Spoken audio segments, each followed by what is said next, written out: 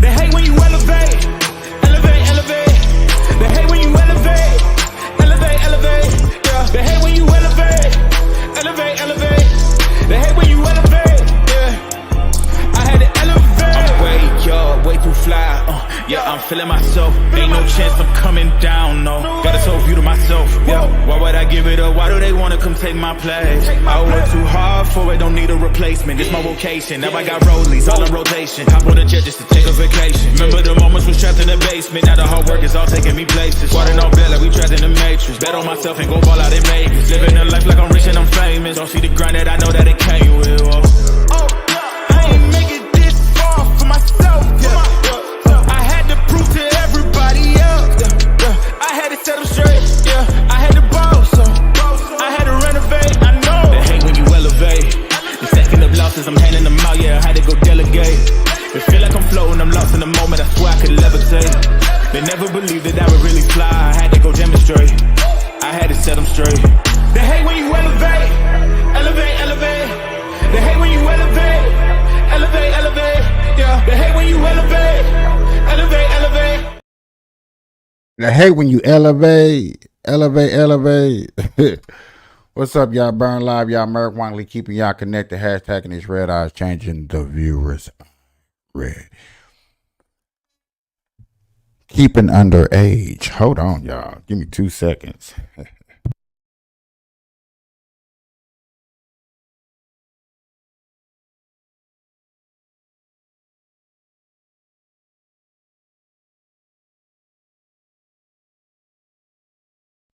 Keeping underage, smoking off social media, killing myself for your entertainment, sitting here with friends and family, starting a cannabisation. Cannabisation, y'all. Keep that in mind. This is for my potheads. This is for the marijuana guy. This is for everybody that's up in here. I appreciate people stopping through. Good morning, good afternoon, good evening. Shout out to my ex YouTube and Facebook. Welcome for joining us. I would have more, but hey, it is what it is, you know. Appreciate y'all joining me. Got a lot of things to talk about. Like I said, we be talking about the Wnba, Trump. I do have a couple of weed stories to talk about, but first and foremost, get your blunts, get your joints, get your weed, get your dabs, get whatever you need, and come join the show. Okay? For real, y'all. I think we got a pretty good show. I really want to get into this. First off, we're going to start off with the political stuff, and then we're going to hop around, get into it, and see where we want to take this. Okay? All right.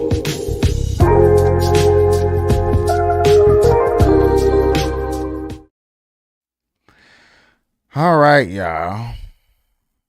Stephen A. Smith has been in the spotlight lately. He's telling people he's not going to vote for Trump, and he's keeping it real to his term. But since he's been keeping it real, he has been having a lot of backlashes from the mainstream media, TikTokers. And I tell people, a bunch of TikTokers are a bunch of Karens. That's my belief out there. But yet again, you can't prove me wrong, because you're going to see in this clip, which is Black Conservative. This is his video. I'm just going to play a couple of cuts and scenes just to let you know that when a person comes out here and explains how they think or how they see what's going on, the ridicule and backlash from the black community. This is basically what this is about. This is me not trying to bash nobody, put nobody down. I'm just out here to stating the facts that it is true. Okay? But first of all, let's see what the controversial stuff that Stephen A. Smith said to deserve all this so-called backlash. As much as people may have been abhorred by Donald Trump's statement weeks ago, talking about how... So hold on, y'all, for one. They're not even going to let me hear it. So that means...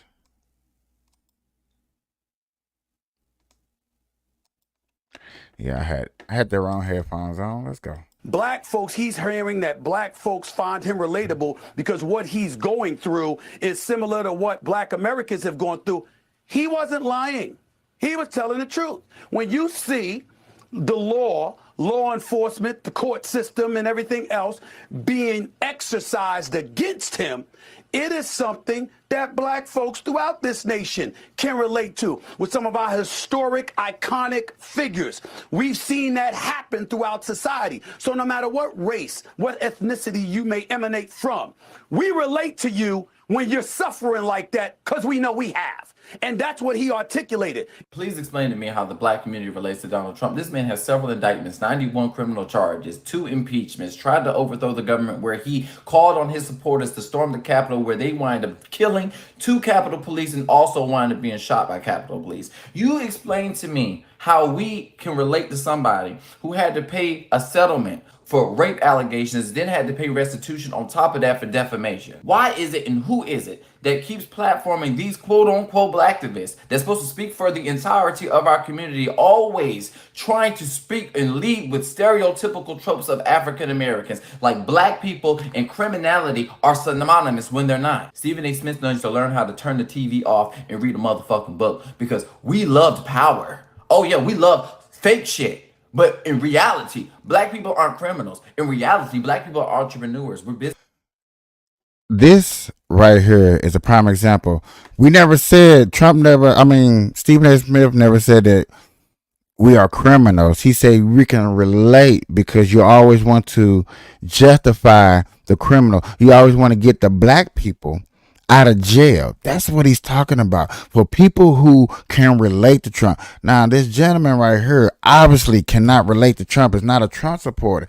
And so therefore, he was not talking about you. If you don't like Trump, we're not talking about you. We're talking about people that are Trump supporters. People that are black, that don't care what happens, that are going to relate to Trump and why they think Trump is a good candidate for their black asses. Business owners. We're CEOs. We're leaders. We're lawyers. We're lawmakers. The thing that's so stupid about this is Stephen A. Smith is too damn grown and too damn old to be acting this stupid. All right, guys, so we got to talk about Stephen A. Smith. Yeah. And see, even he would say Stephen A. Smith, but you got to. I'm really not trying to sit up here and bash nobody, but I just want to take the time out to give people a spectrum, a light, or just a ideology of how somebody else think that ain't them. And again, primarily, I have voted Democrat. So this is what he said, y'all. I'm utterly disgusted with what I'm seeing, because it seems to me that they're trying to use the law and the courts. They've clearly politicized this thing with Donald Trump because they can't come up with a strategy to offset the momentum he's clearly gained. In at least 5 polls, he's up. He's up in the polls over Biden, at least 5 polls that I counted. That's the reality of the situation. Despite the counts against them, the indictments against them, being impeached twice and all of this other stuff, he is the presumptive GOP nominee. And you don't seem to have the issues in your favor, you believe. So because of that, you're going to manipulate the system as best as you possibly can to avoid him possibly running for re-election again. That appears to be their strategy, but I'm here to tell you, it's not working. But I got to tell you something. As much as people may have been abhorred by Donald Trump's statement weeks ago, talking about how black folks, he's hearing that black folks find him relatable because what he's going through is similar to what black Americans have gone through, he wasn't lying. He was telling the truth. When you see the law enforcement, the court system, and everything else being exercised against him, it is something that black folks throughout this nation can relate to with some of our historic, iconic figures. We've seen that happen throughout society. So no matter what race.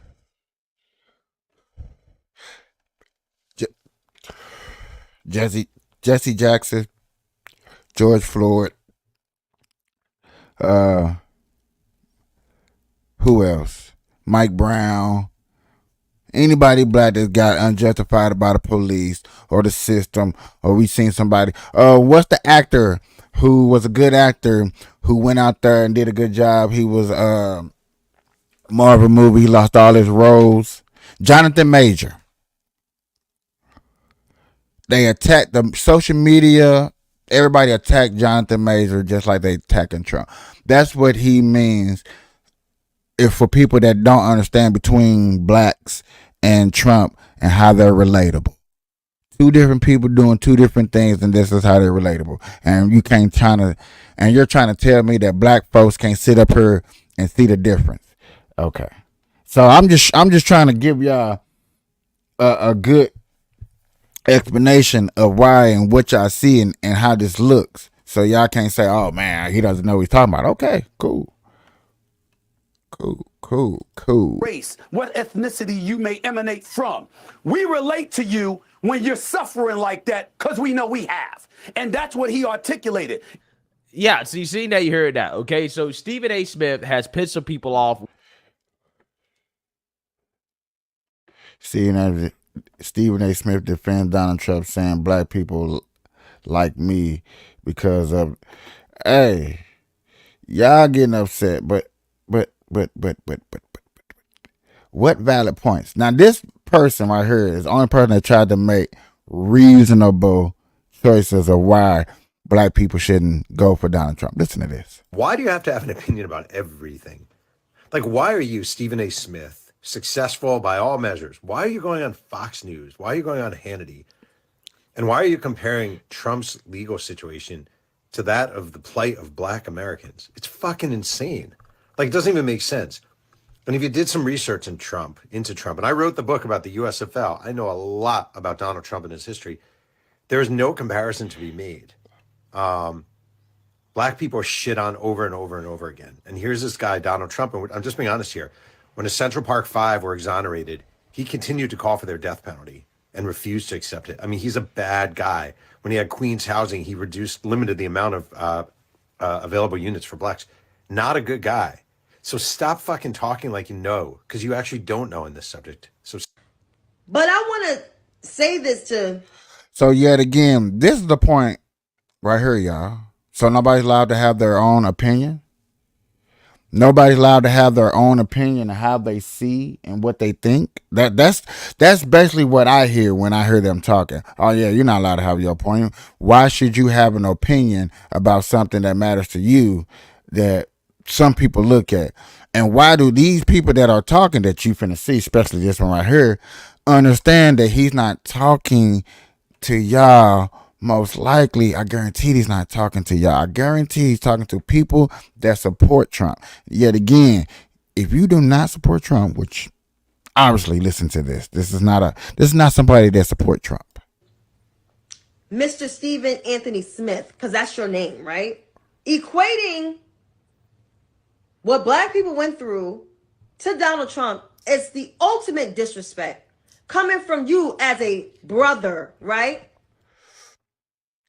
He wasn't talking to you, sister, because you're not a Donald Trump supporter. This is what I want y'all to realize. Like, this is what I'm saying. This is where I'm like, yo, y'all need to chill out, bro. If he was talking to y'all or he was categorizing people that don't like Trump, then he was talking to you. But he wasn't talking. Because if you was a real brother, you wouldn't say the shit that you said out of your mouth, especially to people like. Okay. Now, people that's watching me, I'm sorry. I understand. Y'all might not get it if you don't understand where I'm going, but this is just my question to y'all if y'all choose to answer it. I'm going to rewind it. And this is the point right here. Coming from you as a brother, right? Because if you was a real brother. So what is a real brother? What is a fake brother? Why all of a sudden, because we feel a certain way, we think a certain way, our mind is programmed, not like yours. I'm going to use that terminology because people like using programmed. Make us all of a sudden not a real brother.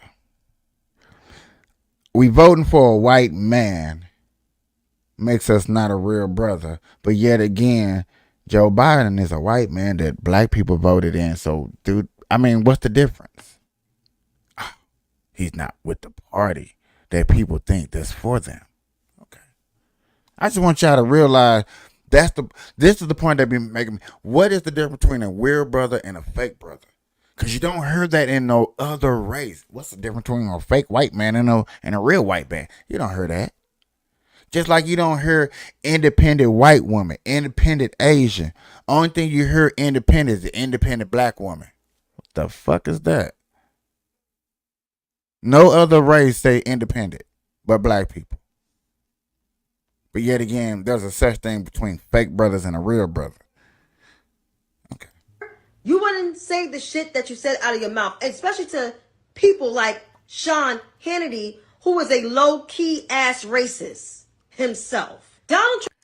I just want to stop right there.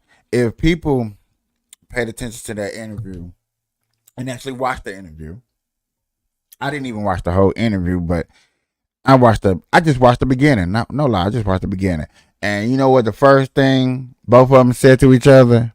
We are friends. Period. We are friends. Now, I want to do all these people like what she said. Why would you go on Hannity's show? Am I not allowed to go on my friend's show and support him and get ratings or do whatever I feel like I should do to voice my opinion? Shall I not go on my white friend? Do she not have a white friend? And if you don't have a white friend, is that racist? Or is that a mindset that destroys the black people because this is what? Not what we want. Okay. All right. Okay. I just want to make sure I'm reading this right. Trump will never be invited to the cookout. Just because he went on the other side of Harlem, which that was staged, doesn't mean he's invited to the cookout, because he's not. So I need folks like Stephen A. Smith, who was tap dancing for people that will continuously disrespect him and think of him as the other. Did anybody hear somebody disrespect Stephen A. Smith and call him an other? Which I don't even know what that means. I'm black and I don't know what that means. Need to read some books, like my good sis always says. Read some damn books. Yet again, y'all won't name no damn books to read. But yet again, ladies and gentlemen, if they read a book, they will understand that Jim Crow law, the Democratic Party, they're both funded by each other. Yeah, Jim Crow. So I call out all Democrats, that not to bash you, not to put you down, but you're just Jim Crow lovers. And I'm going to keep saying it on my show because nobody else will say it on their show constantly and stand on it. So I'm going to stand on that because it's true and it's only facts. I'm not trying to hurt nobody's feeling. I'm not trying to make somebody feel some type of way. I just want to let all my black people know that if you vote Democrat or you like the Democratic Party or you're independent but you still vote Democrat, you're still voting in the Jim Crow law. You're still voting in, what's his name, from the Democratic Party that said he's going to have you Negroes voting Democrat for 100 years. Just a fact. Because that's what you need. Because folks like you are the reason why that black people can't stick together. Because men like you that get $2 forget who they are. This is the quote. There's no polling dumb enough to ask black people, do they think Trump, who would be in jail already if he were black and by no means able to run for president if he were black? This quote, I love it. I love it when black people say that if he was black, he would have been locked up with no proof, no evidence, no way to substantially back that up by no means necessary. Come on, y'all. Y'all always want to put a color, but yet again, this color that y'all put behind y'all doesn't represent y'all. So why do we put a color behind us for one? This thing got so far off of Trump that it got back to the racism inside each other. Like my guy said, 95110, I think that's his name. Go check out the last show I did. the self-hate that we have towards each other, that we can't think outside the box. If Martin Luther King was here and he was preaching about bringing us together, y'all would think he was racist. Y'all would think he was selling out to the white people. A lot of people that respect Donald Trump, respect Martin Luther King, wouldn't respect Martin Luther King if he was here today in this society, because yet again, they would call him a sellout. They would call him Uncle Tom. They be calling him a raccoon. Just putting it out there. Black with his record, if they feel he's discriminated against and feel his plight is in any way like that of us, is so stupid to be more hilarious and insulting, that's a joke. Now, Stephen A. says, that's not what I said. I think what happened is two thoughts were running together at one time, Cameron. But the fact of the matter is here. Trump people have said that. Trump said it. And remember, Cameron, when he got charged in Fulton County, on Fox News, other places, they were saying, oh, yeah, well, black people are identifying with Trump because he got a mugshot. And we're going to get, they literally were like, we're going to get black votes because black people said that's unfair and Donald Trump got a mugshot. First of all, black people also know that we don't get to just show up when we want to show up and turn ourselves in and not do a perp walk. On God, that's a lie. I done seen a bunch of people like, man, I'm supposed to turn myself in. I ain't gonna do it yet. Come on, man. Black people also like exaggerating too. We like exaggerating. We like calling out fictional things that make things look a little bit more believable. So we're gonna exaggerate a little bit. It happens all the time. People act like it don't. I'm telling you it does. I'm not finna sit up here and act like it doesn't. I'm not gonna sit up here and be fake and just say some things that, oh man, this just might sound good. No, I really don't care about the sound good part unless I'm just trying to articulate what I'm saying. If I'm trying to articulate what I'm saying, then yeah, I'll try to clean it up. But other than that, come on, bro. I wish our black people just keep it so damn real. Just keep it real, bro. We all think different. Y'all done ran into some black people that don't think like Democrat. You got some people that don't think like Christian. You got some people that don't think like Muslim. You got some people that don't think like spiritual people. It's just like everybody thinks a little different, some way, some shape, some form. Just give people credit where credit is due. Be happy that we're also thinking outside the box of not thinking Democratic all the time. We're not thinking one way all the time. That's all.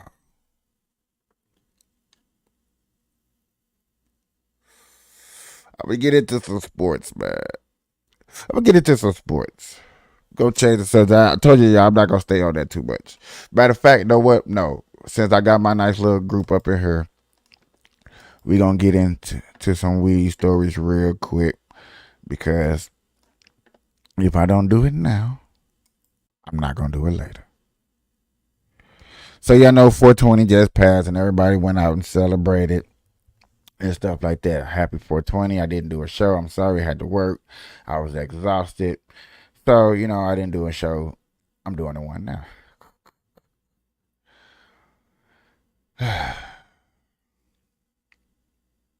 Oh man, that's a good one. We got Maine, y'all. We got Maine.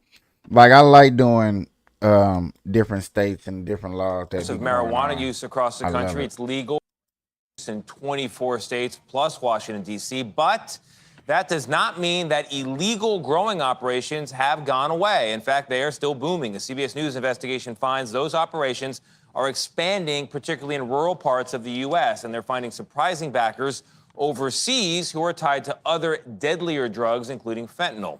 Nicole Skanka takes us now to an illicit marijuana farm in the beautiful state of Maine, which is one of the states where the drug is actually legal.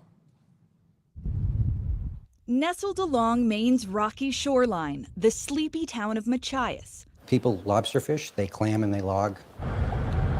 Population about 2,000. It's sleepy. Sleepy, very quiet. But last fall, a pungent smell and a stream of vans darting to and from this barn woke up the neighbors.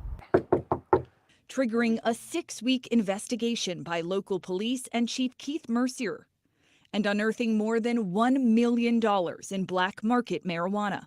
They had irrigation systems set up, they had heating systems, humidifying systems. It was quite an impressive operation. Hanging from the rafters, flowering under a sea of grow lights, a maze of more than 2,600 plants seized by police. How in the world did black market marijuana set up shop here?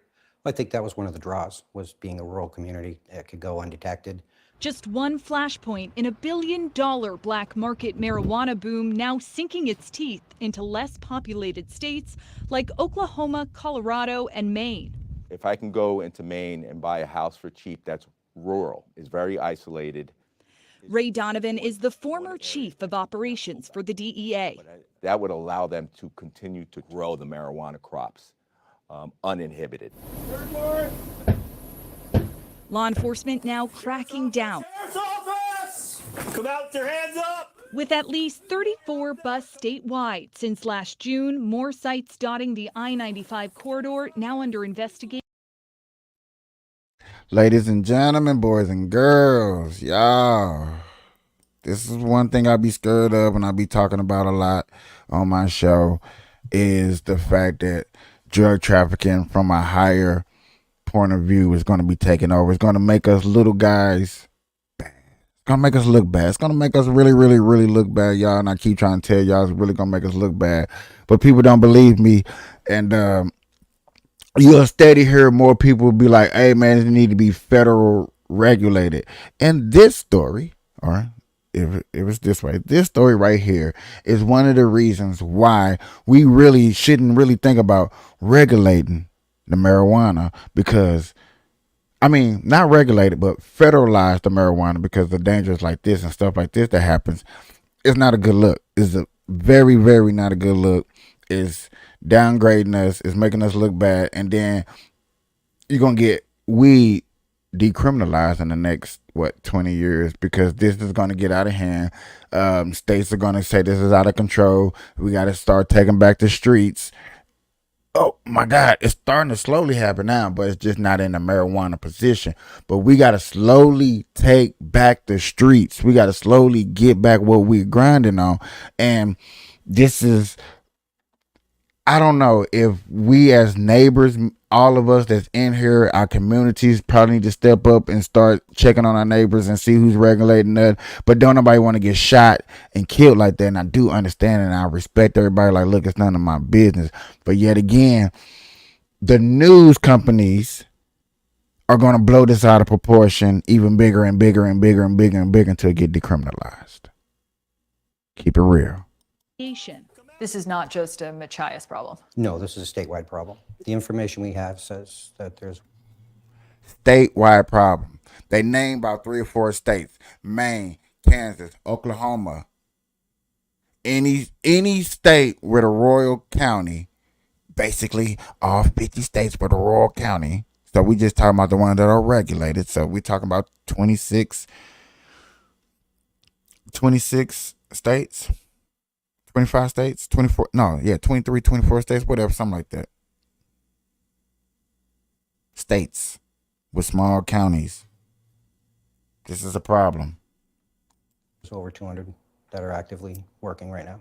But perhaps more shocking than the budding number of illegal grows, who is behind them? By and large, we see Chinese organized crime behind black market marijuana. In February, 50 lawmakers penned a bipartisan letter to Attorney General Garland demanding answers about China's role in thousands of illicit marijuana grows nationwide. They're unregulated, they're illicit, they're destroying homes. marijuana all over the place laying around. Operators Question. Ladies and gentlemen, if y'all should have the same questions as me, if this is a China problem, which they claim it is, why y'all ain't arresting no Chinese people and putting them on camera?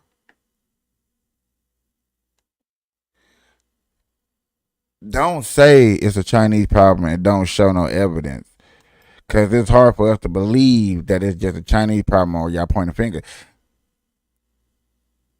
Come on, y'all. Can y'all please don't bring out a story without the evidence to show us.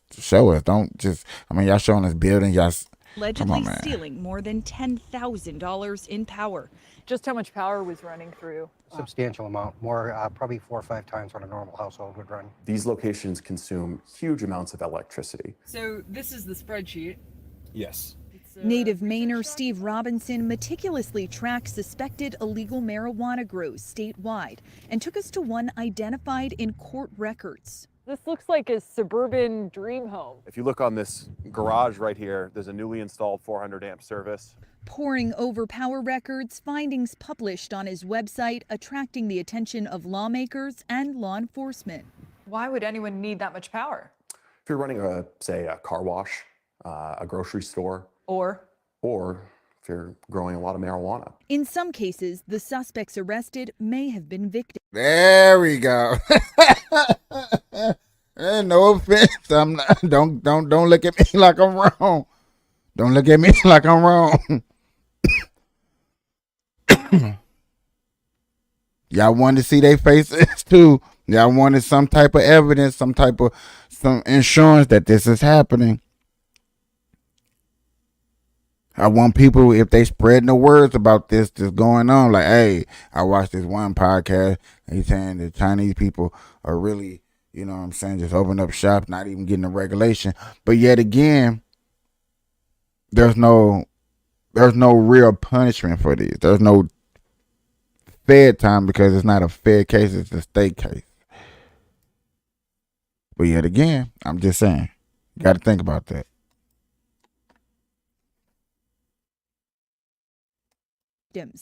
We encountered 3 Asian males. They were being paid $1,000 a month to work 24/7. Trapped inside sparse living quarters with blacked out windows. Some of the people have been brought here from China under the auspices that they're working under a legit business. it sounds like you're talking about victims of human trafficking. Yes. Marijuana remains illegal under federal law, but a majority of Americans now live in a state that has legalized weed. With some states still limiting cultivation and others imposing steep taxes, the marijuana underworld thrives. It is not something that's going to go away, especially if we are investing in legal marijuana statewide. Then we're going to have to pursue the black market marijuana organizations. You think it's time to sound the alarm? I do. Donovan and other law enforcement sources told us some of the same criminal groups behind illicit weed are also part of a larger criminal network tied to a deadlier drug trade, fentanyl. In fact, Donovan said the DEA first connected Chinese organized crime to these illegal weed grows by following some of the same criminals profiting off the fentanyl supply chain. Tony?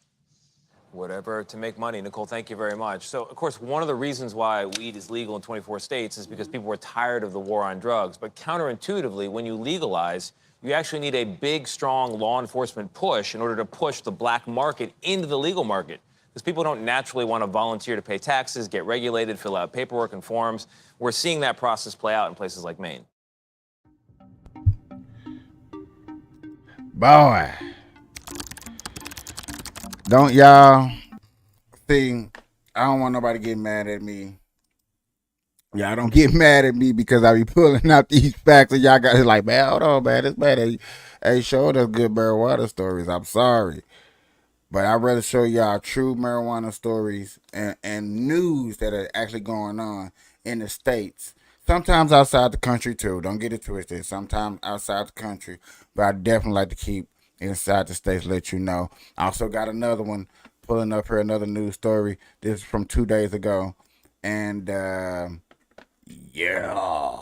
Tomorrow, on tribal lands of the Eastern Band of Cherokee Indians, the Great Smoky Cannabis Company dispensary is opening at 10 o'clock on 4/20, which is a day synonymous with marijuana use. Queen City News reporter Sydney Heiberger is here in studio with us this morning. Sydney, work us through here. There's been a long saga with medical marijuana. How did we get here?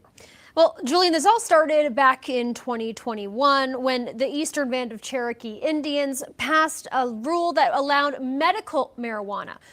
Last year, a referendum showed widespread support for recreational use for marijuana in adults over the age of 21. For now, though, sales at this dispensary will be limited to those with medical marijuana cards issued by the Cherokee's Cannabis Control Board.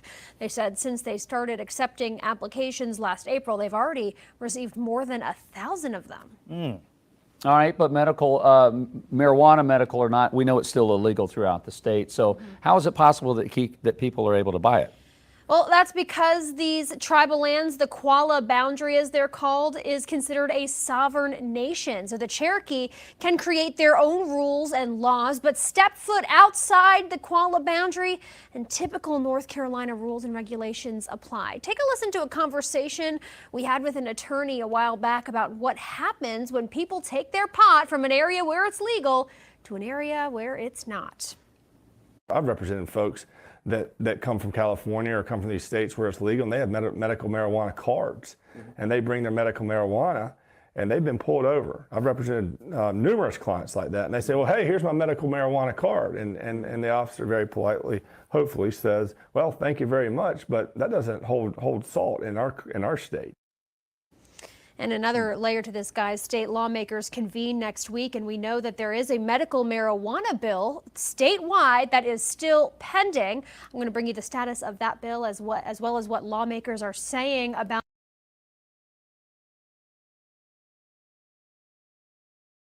What do y'all want me to say about this?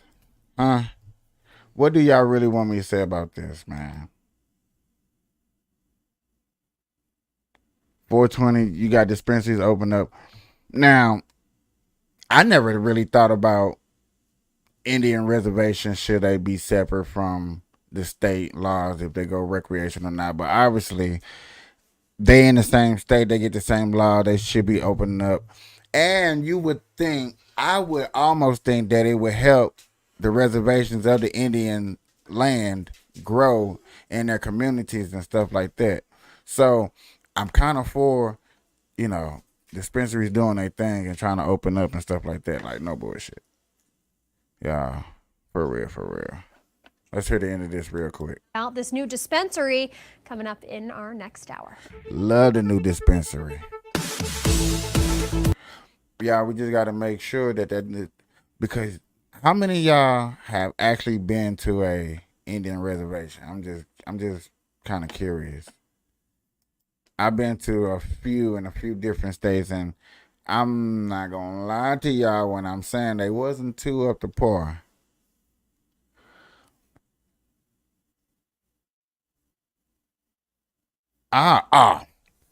Here's something y'all want to hear. Here's something y'all. I promise you, y'all is want to. Of marijuana as probable cause to search someone's car during traffic stops. It was a tactic that has helped police find drugs and seize illegal guns, but it also led to some questionable searches. However, the Minnesota Supreme Court recently upended that entire practice after a ruling that the smell of weed is no longer enough. Fox 9 investigator Nathan O'Neill joins me now to explore these ripple effects. Nathan? Yeah, Amy, well, the police training instructors, they say this new ruling is fundamentally changing the way police do their jobs.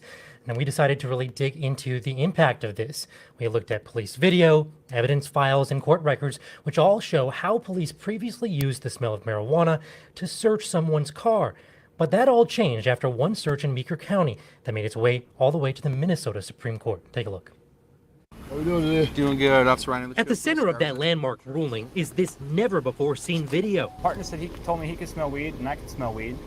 Okay, so I guess that's probable cause to search the vehicle. This search in 2018 led to the discovery of a small amount of meth and criminal charges. You're under arrest.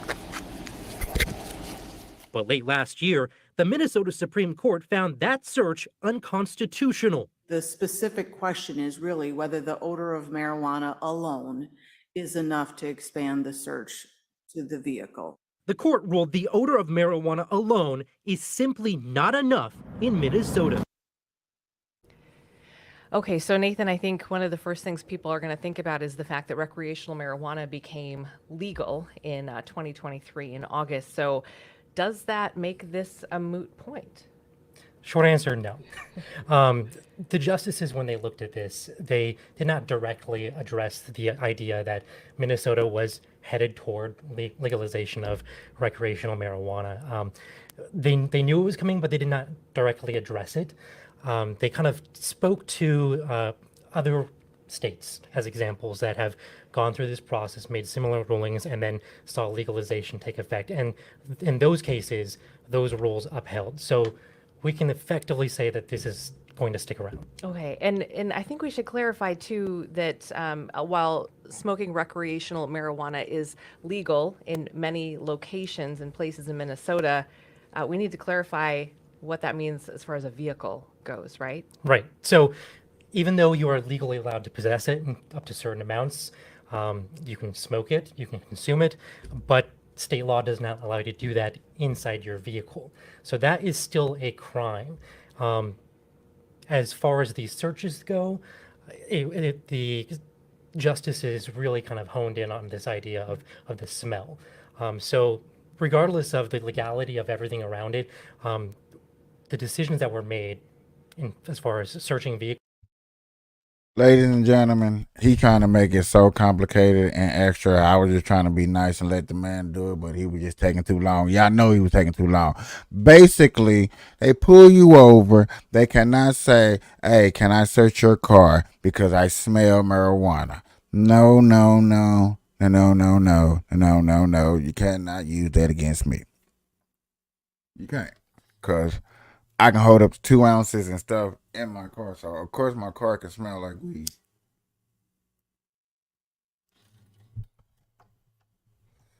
That is no longer a probable cause for it. I'm trying to see. Okay, so they do got another story.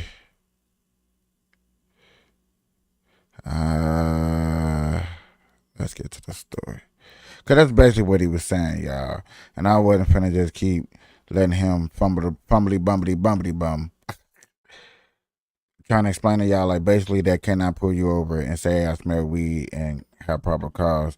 But this is a case. Edwin, I don't know. I'm not finna pronounce.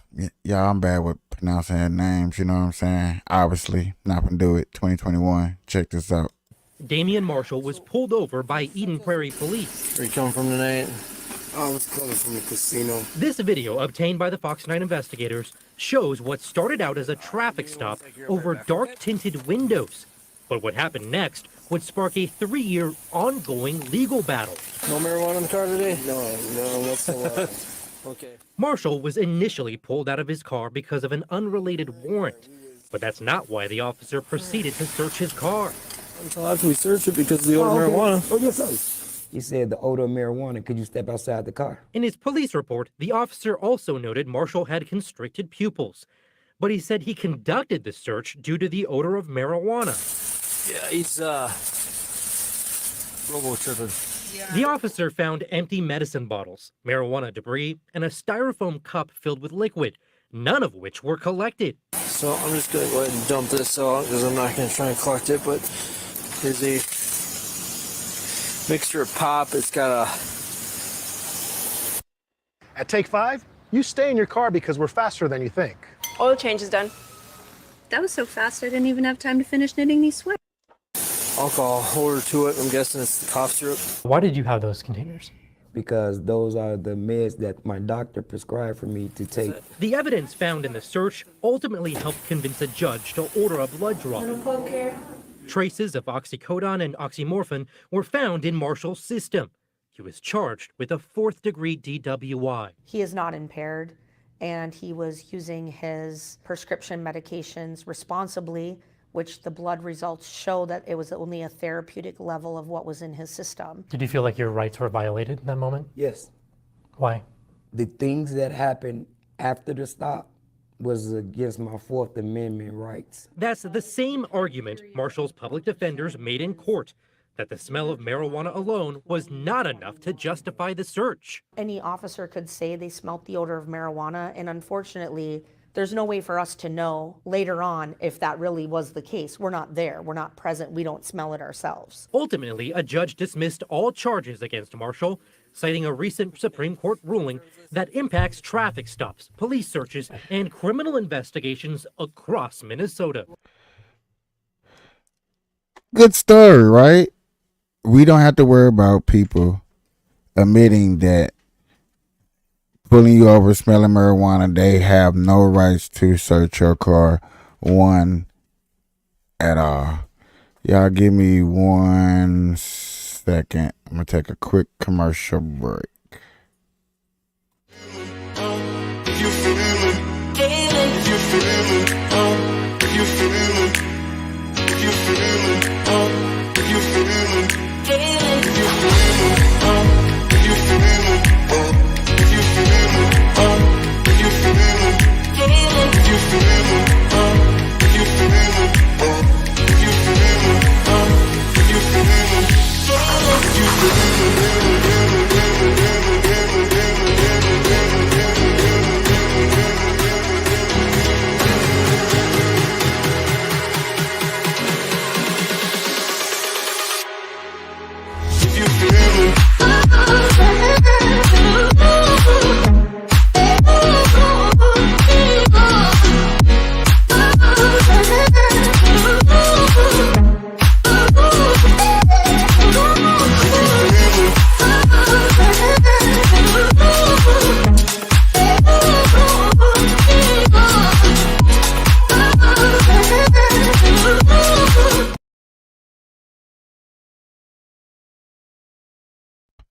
All right. I had to take a commercial break, y'all.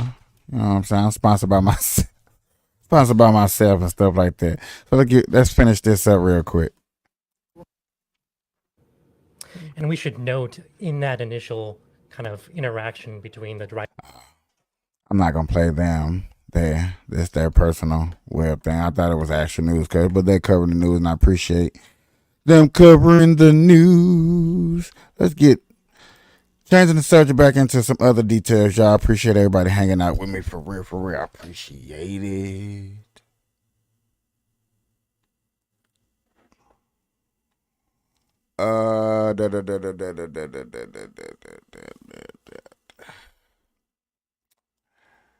All right. I'm just gonna play something I heard. This is what I was hearing on the way home. It was disturbing to me. It's about the WNBA. Everybody has heard about Caitlin Clark and the new WNBA draft that just happened, how big it is. Y'all, it's very wild to have girls actually be put on the map and stuff like that. But then, excuse me, I don't know how true this story is. I'm going to say that once. I'm going to say it again. I do not know how true this story truly is. But, yet again, when I seen this story, it blew my mind. And yet again, give me a second, y'all. I promise you, y'all is going to want to hear this. I just got to find out where is it at.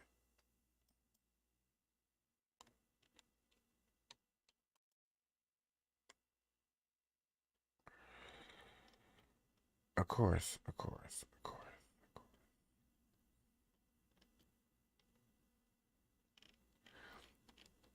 Some juicy like this is not going to play. You know what? That's all right. I got him.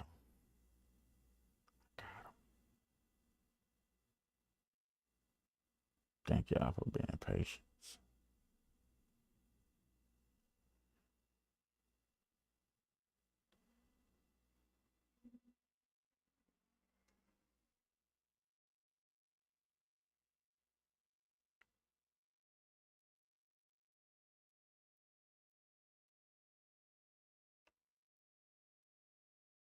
Because right now, I feel like they trying to play me.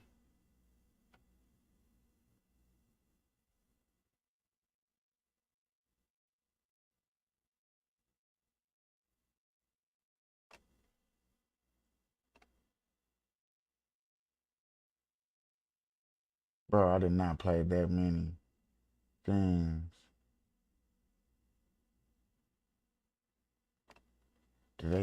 Did he take the video down? I think he took the video down.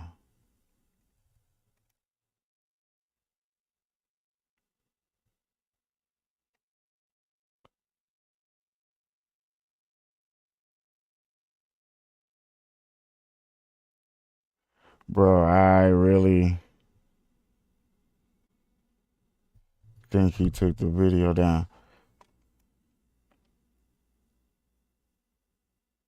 That's crazy. I'm sorry, y'all. It was about Caitlin Clark Page. Oh, no, that ain't it.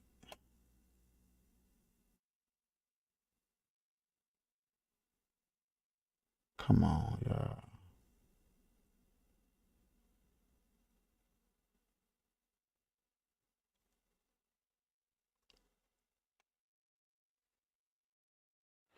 I think this is it. Thank y'all for being patient.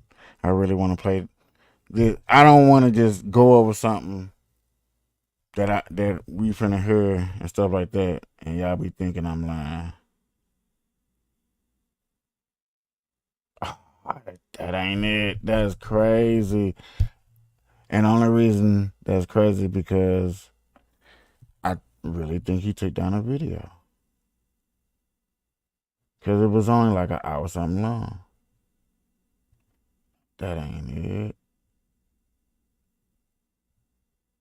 That ain't it.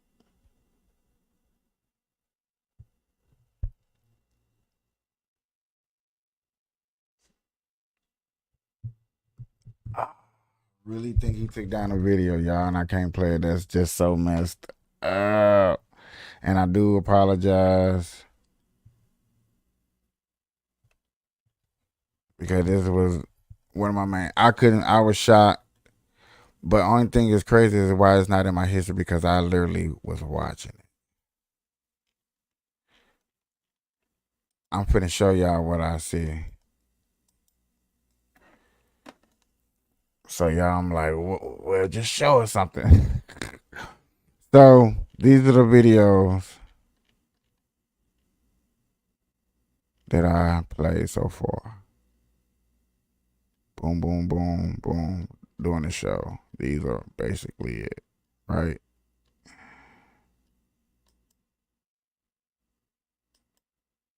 These are the shorts I watch, whatever. So these right here, which I'm got the arrow over, were like the little lives that I was watching on the way home. I was just strolling through it. Like, what are these? Like, okay, cool, whatever. And I had ran across this dude talking about the WNBA. And I was like shocked at what he said.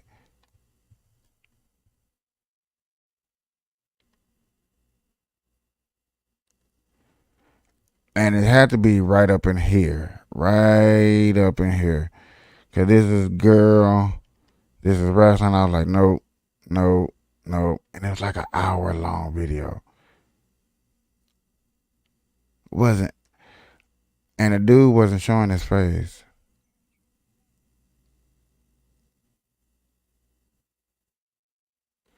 And they seemed to take the video down.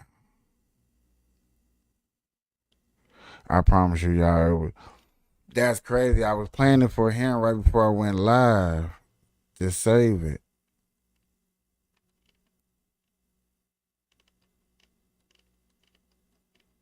So that's what I was trying to show y'all. I promise y'all it was a good story. Well, I couldn't believe if it was real or not. I didn't know. That's why I wanted to play it out, but they knew what was going to happen. That's why they took it down. May the force be with you.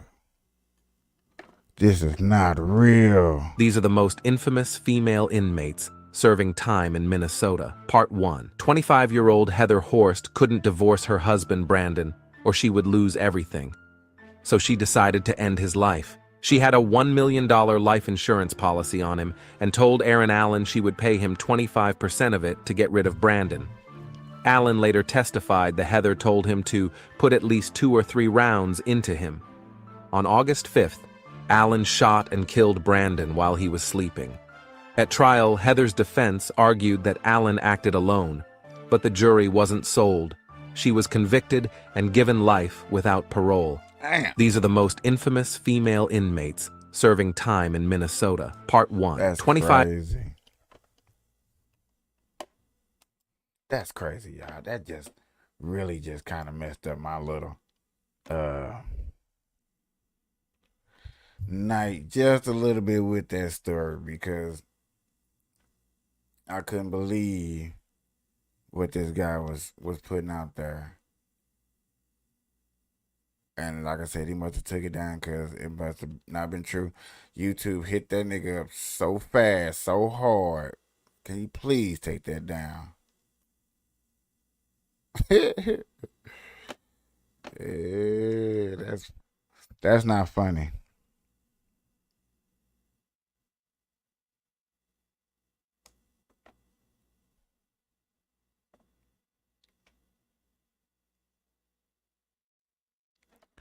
What in the heck is this? This is 2 hours ago, y'all. We're going to go over here and see what's up. I chose Wix for my business because of its massive scope for functionality and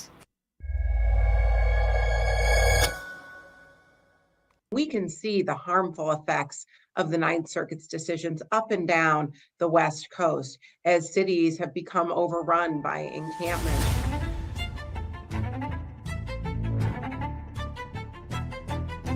It is completely incorrect when people say that this case and this decision somehow limits what cities can do to regulate encampments, to sweep camps, to move camps.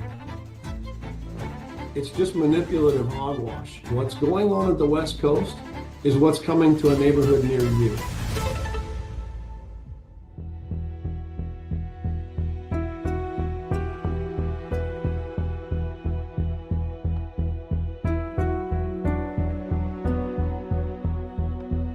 My name's Ed Johnson. I'm the Director of Litigation at the Oregon Law Center.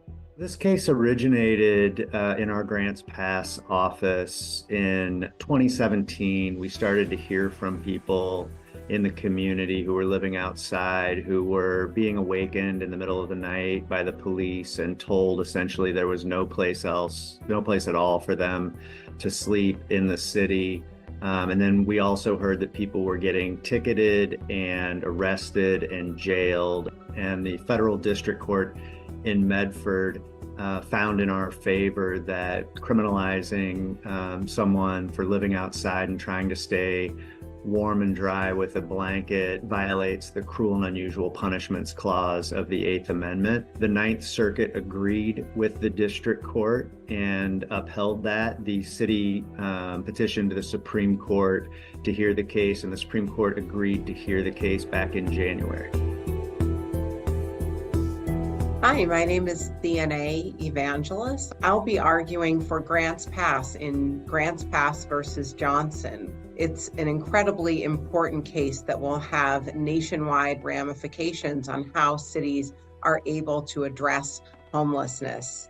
The Ninth Circuit held that cities are not allowed to regulate camping in their jurisdictions until they have enough shelter for everyone. That has made it impossible for cities to address very unsafe and unhealthy conditions and to get people the help that they so desperately need. Now we've seen the phenomenon of people refusing offers of help and services. That's unacceptable. It's unacceptable to leave people in dangerous encampments. It's unacceptable as It's unacceptable, true indeed, but you literally said, and y'all heard, hold on, literally said, you're seeing people refuse help. What are we supposed to do to those who refuse help? I'm not understanding, I'm not getting it. You know what I'm saying? And I done talked to a lot of people in my community around my blocks about things that go on when it comes to the community and how they feel. And I'm like, okay, if you feel this way, I get it. I totally get it. But what are we supposed to do for those who refuse help, who don't want to put a roof over their head, who's strung out on dope, or who doesn't have the mindset to even keep the roof over their head? Are we supposed to keep paying for that? Because, you know what I'm saying, if you put a roof over their head, that's coming out of our taxpayer money. And yet again, I'd rather put money into programs where people just need that little nudge, you know what I'm saying? It should be a way for people who working, who's trying to get themselves, who's really, really working, you know what I'm saying? Got a job in there, just need a little push for them to open a door to get a roof over their head. It should be easier programs for them. And I wouldn't even call it a program. I think it should be maybe a system, a phone call. Hey, you know what I'm saying? I need this. I qualify for a crib. I got this much money. I've been working in my job for 6 months. Whatever the qualifications should need, and then boom, we get them off the streets, or they get a job, they get a crib or something like that. That would clear up the homeless slowly. I think that slowly is a nice way of doing things. I'm not asking for big results. I'm just asking for those who are homeless, or those who about to get put out, who's looking for another crib, who's still working, just been through hard times. Hey man, everybody been in hard times. You know what I'm saying? But I don't think you should lose a crib without being able to move to another one. Make it so difficult. You know, put out, hey man, he about to lose his crib. Let's go help this guy find another one real fast before he lose everything. You know what I'm saying? At least we can help move his stuff to a new crib and keep going, keep his job and stuff like that. I believe there's a program that needs to be out like that. Okay, that's a little bit more efficient, more effective in communities all over the metropolitan areas, and especially where the homeless people is big. I think be a nice little move, and the lights on their way. For real. Just my opinion, though.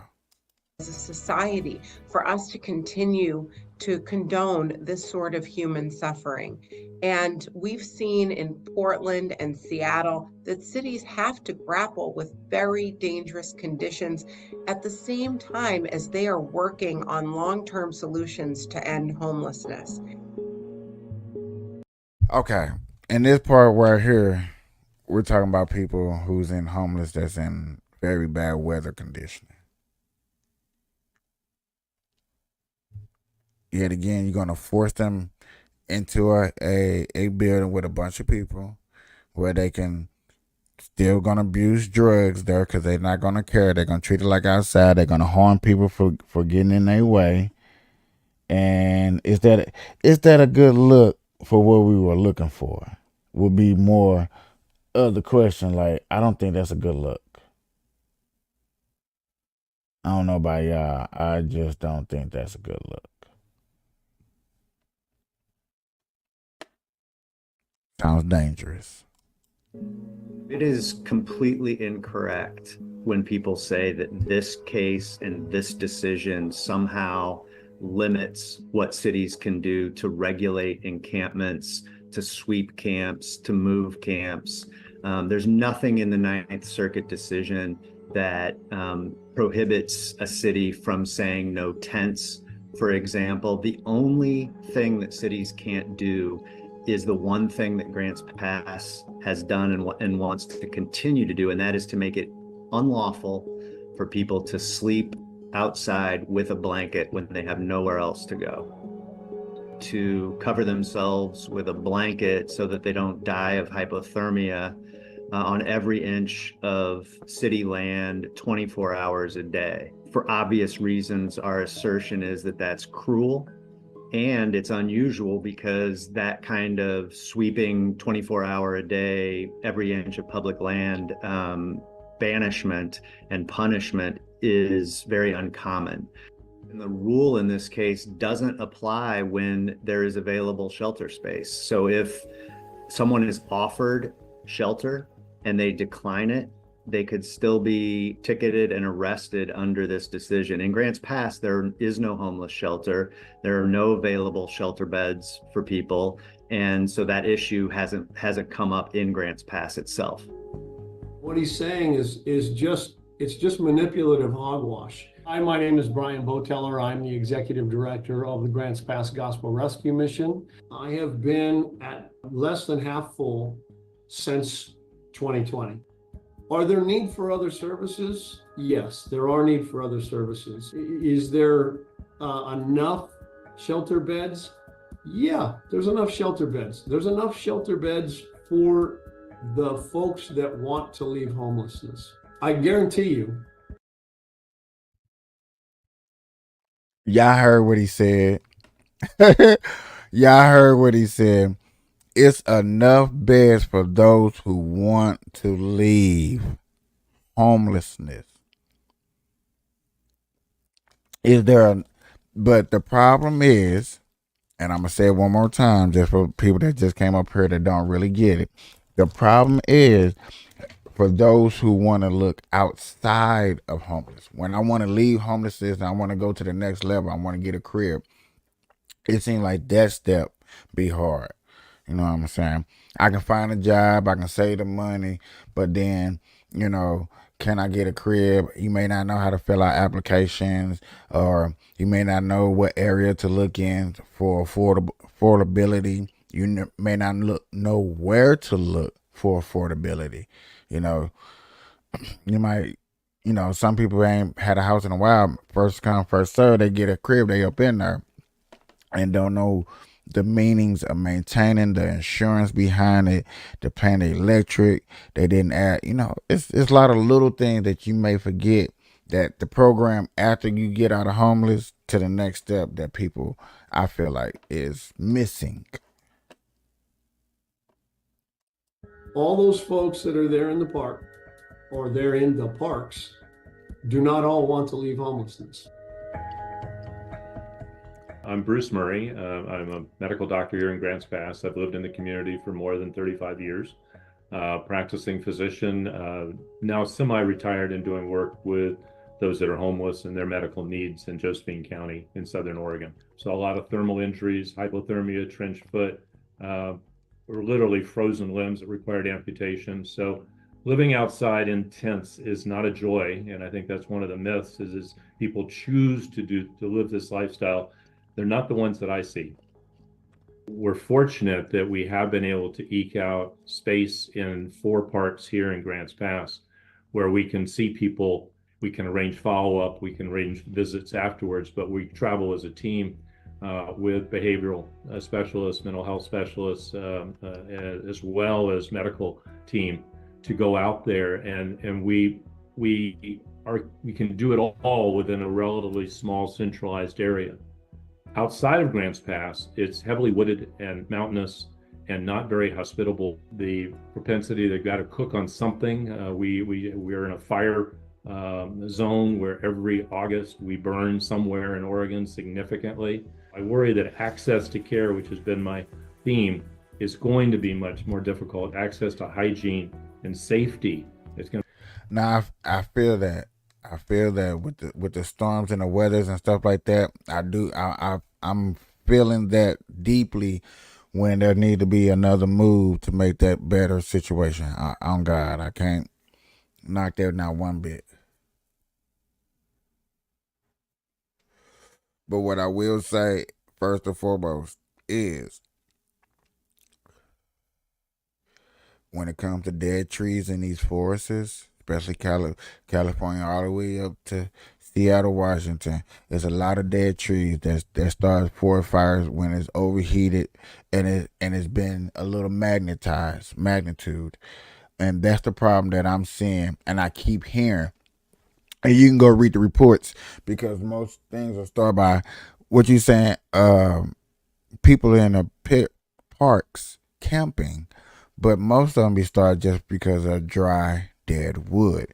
And the only reason I'm alluding to that is because he was talking about the fire that he was talking about. And I was like, oh, well, the fire and bad weather that you do up in the Northwest happens a lot, but there's ways to prevent that. You know what I'm saying? You got all them homeless people. Hey man, y'all better cut down them dead trees.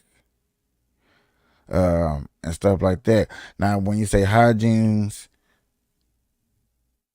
hey, they better go find a lake and a river to go take a bath.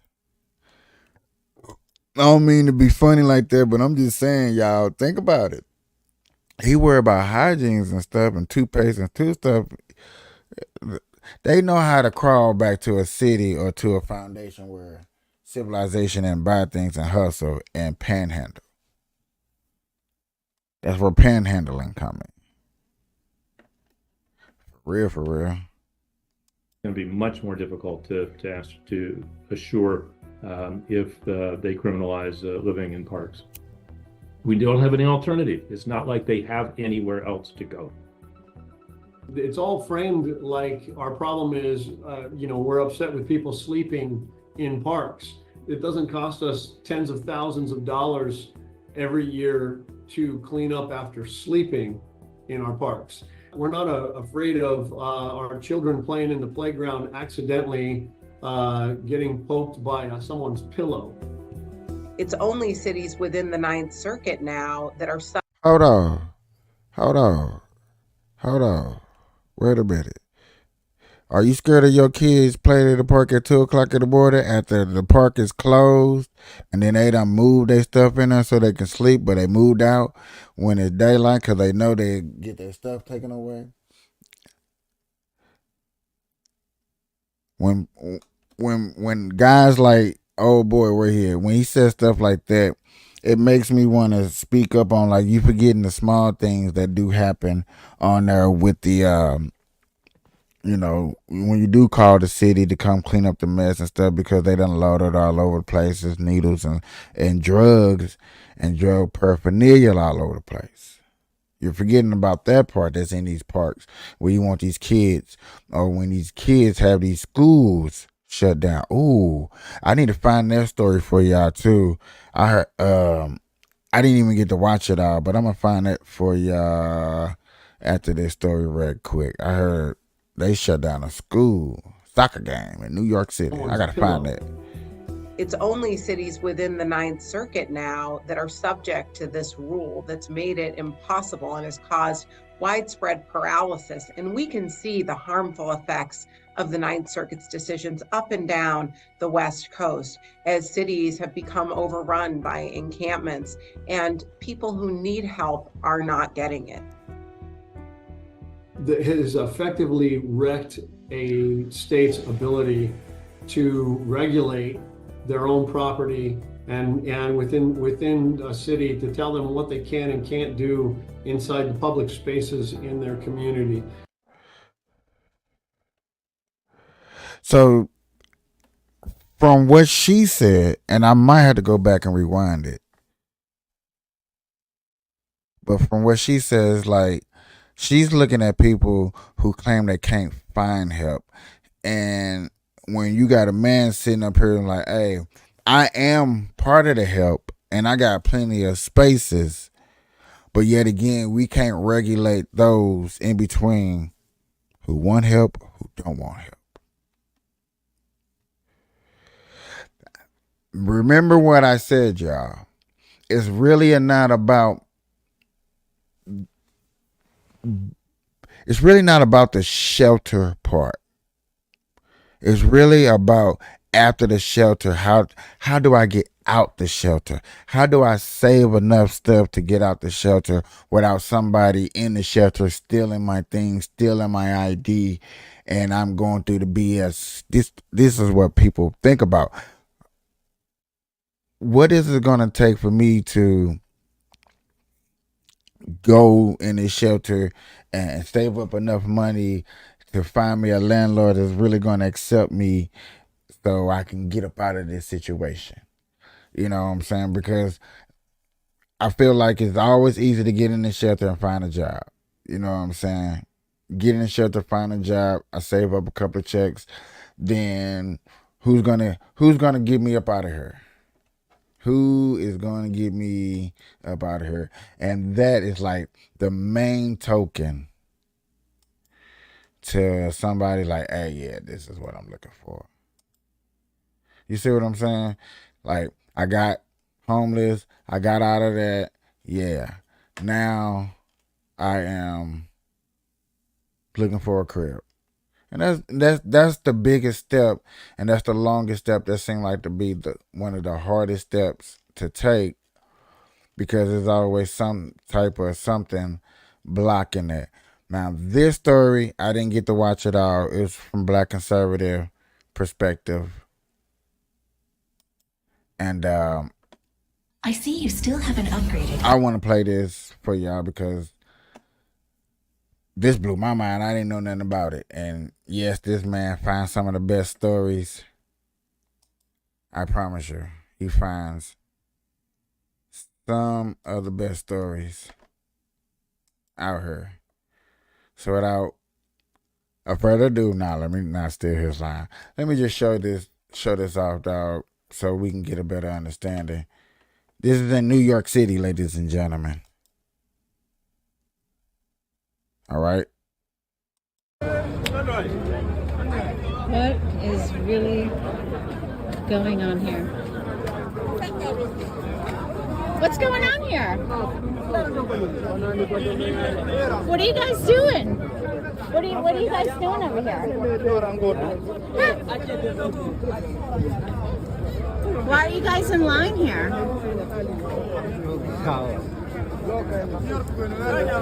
What the fuck is going on? There are unique dialects that are also coming that I've never heard of, that I'm learning now about. People from Madagascar are coming. You have people, Burundi are coming. People from countries that are not common to us. So language access has been truly, truly a challenge, especially if you don't understand. Polar from Guinea and Polar in Mauritania, Polar in Senegal is very different.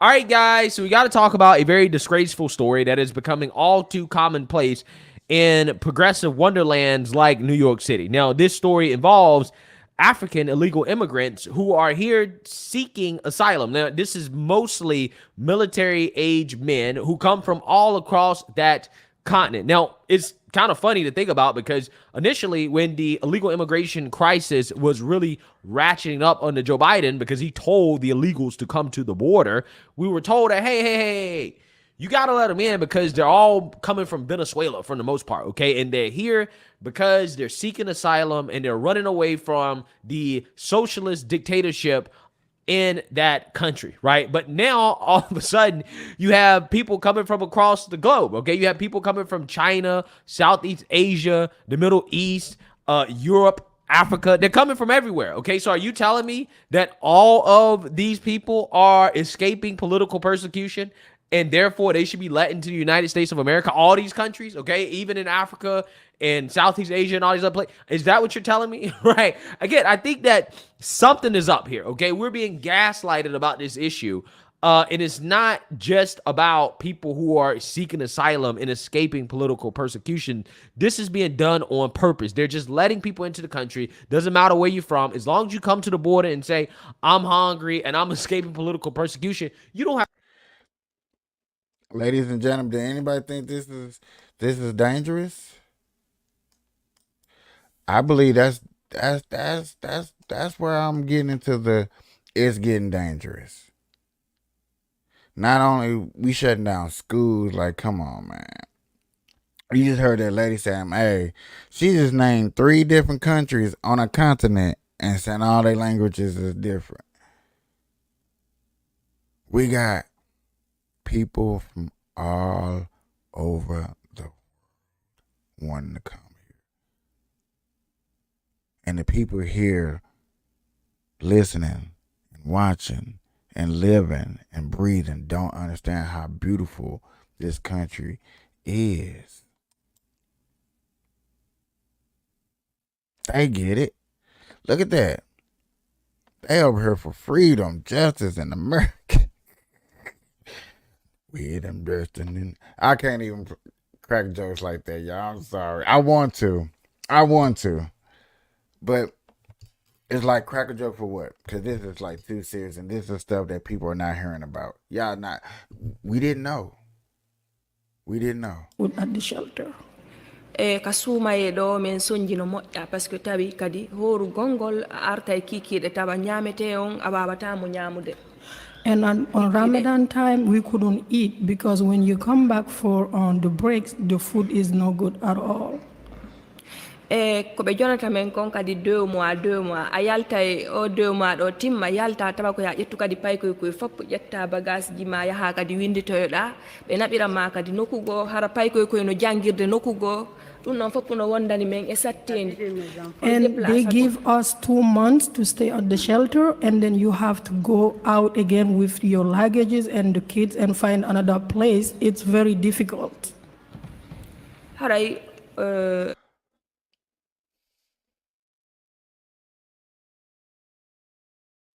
I wonder, do they ever hear on the news that, hey, it's a lot of y'all here. We're running out of space. We're running out of money.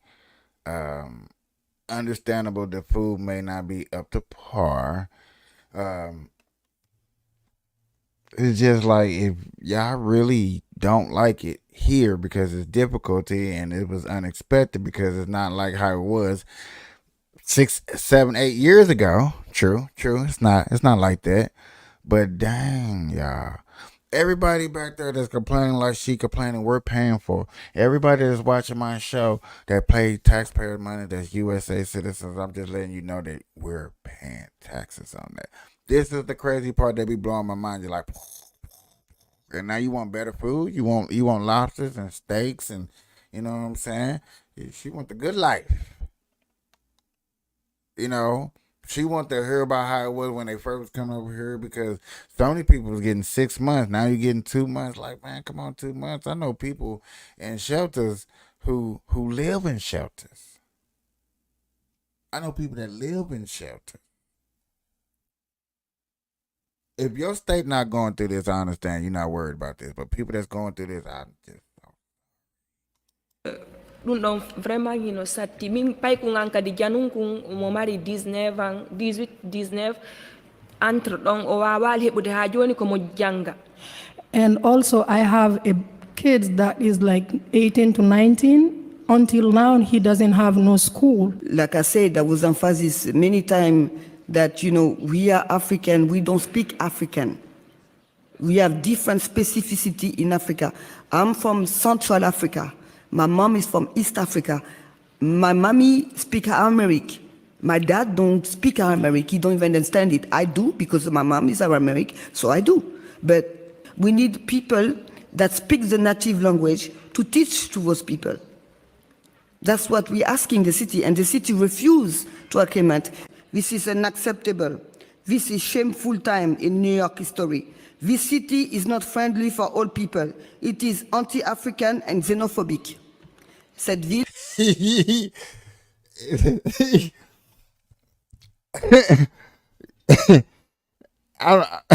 I'm not trying to laugh. I'm sorry for laughing. If anybody like, oh, okay, you're disrespectful. No, I'm not laughing at that. I'm laughing at the fact that you're respecting your country that's on a different continent, that most of us speak English. And sorry, you came over here and y'all was like, damn, y'all ain't gonna even try to learn English. Y'all expect us to just know y'all language. Like, hey, know our language. What did I just say? Oh, you don't. We don't understand that, but yet again, you want us to help you out, and we don't understand how to help you out. But you got clothes on. You got African beads on. You got a nice little hairdo. That look good, don't it, y'all? Huh? Look at my brother over there. Look at my brother. Look, I gotta say that, y'all. I gotta say that. Look at, he look good. He look good. It don't look like he, nice hat, nice little scarf. Sheesh. What else do y'all want to do? From anybody, put down in the comments what we should do, how we should help more, and not through our taxes. Because I'm tired of paying for stuff that really makes no sense to me. I'm gonna start paying myself and call myself another country. I'm from somewhere. That's what country I'm from. Il n'est pas du tout accueillante pour les Africains. Elle est raciste et xénophobe. Et on doit le dire. We came to share this testimony to let you all know in this council, you all are responsible for this pain and suffering that will affect us for generations to come. But you also can change this for better. C'est l'hôpital qui se moque de la charité. Yeah, so you see that, you heard that, okay? I mean, these people are demanding translators, right? They're demanding free English classes, which again, by the way, is like, why the hell did you come here if you don't know English, right? If you don't know English, why did you come, okay? You probably should have learned English before you came, okay? But apparently, these people believe that the food that is being given to them by the shelter in New York City is worse than the food they was eating in their huts, right, before they decided to swim across the Atlantic Ocean and come here, okay? I mean, that has to be what it is, because they're saying, look, that food, we don't like that food, right? We deserve better food. Again, I just got to ask, okay, in Zimbabwe, okay, in Madagascar, okay, if you were so motivated to literally travel across the Atlantic Ocean to the United States, but what kind of food were you getting there? You wasn't eating no feast? You wasn't eating the highest quality food? If your food was so good over there, why the hell did you come here? I got questions, okay? So again, these people are demanding better quality food, even though, again, if you come here seeking asylum and, you know, you come from a poor country in poverty, you would think that you would just be grateful for whatever you can get, okay? They're saying, hey, we need better shelter options, and we're demanding more shelter, and all types of crazy nonsense that, you know, for me personally, it's like, yo, these illegals are uppity, okay? Uppity. So uppity that apparently some of them think that they own a high school field out in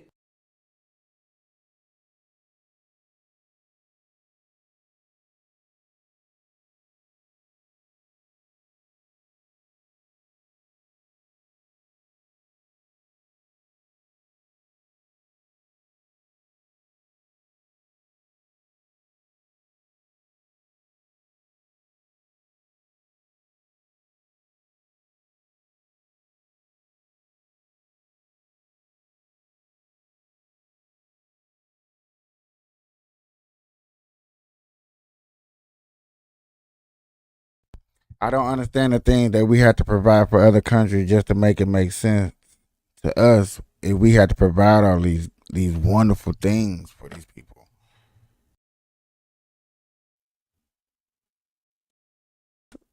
Did they just cut me down? They just took me down like that, y'all. Oh my God. It's beautiful. I think it's a beautiful thing that other countries can come over here and complain and tell us that our food is disgusting and we need to do better. We need to step it up. Hell, they could have stayed home where they was at and got better fed. Is that not embarrassing?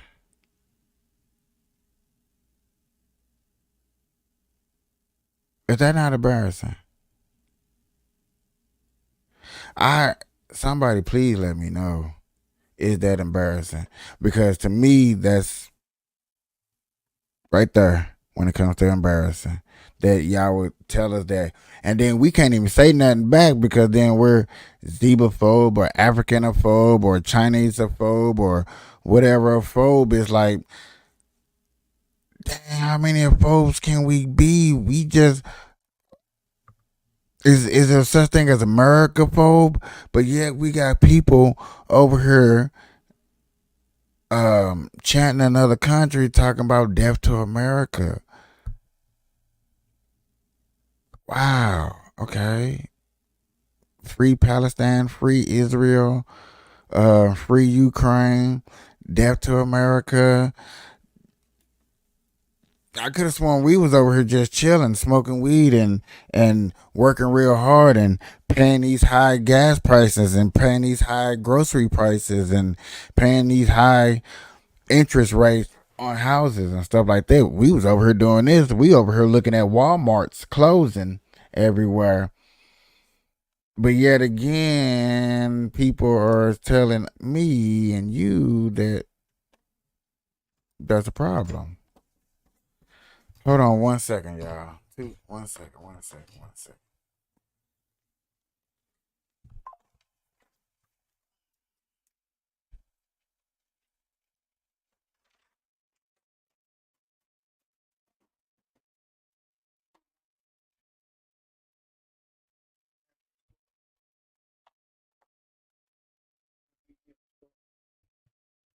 So I am just under the influence that we're not good enough for these other countries. We would never live up to other countries' expectation.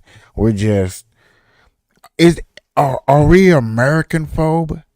Since African phobes, even just can we just be called American phobe? Like, yeah, we just love America. We tolerate other countries, especially now that they're illegally. Now, if you legally came over here the right way and you worked hard and you did the right thing and you got your green and you're a citizen and you're allowed to vote, hey man, 2 thumbs up for you.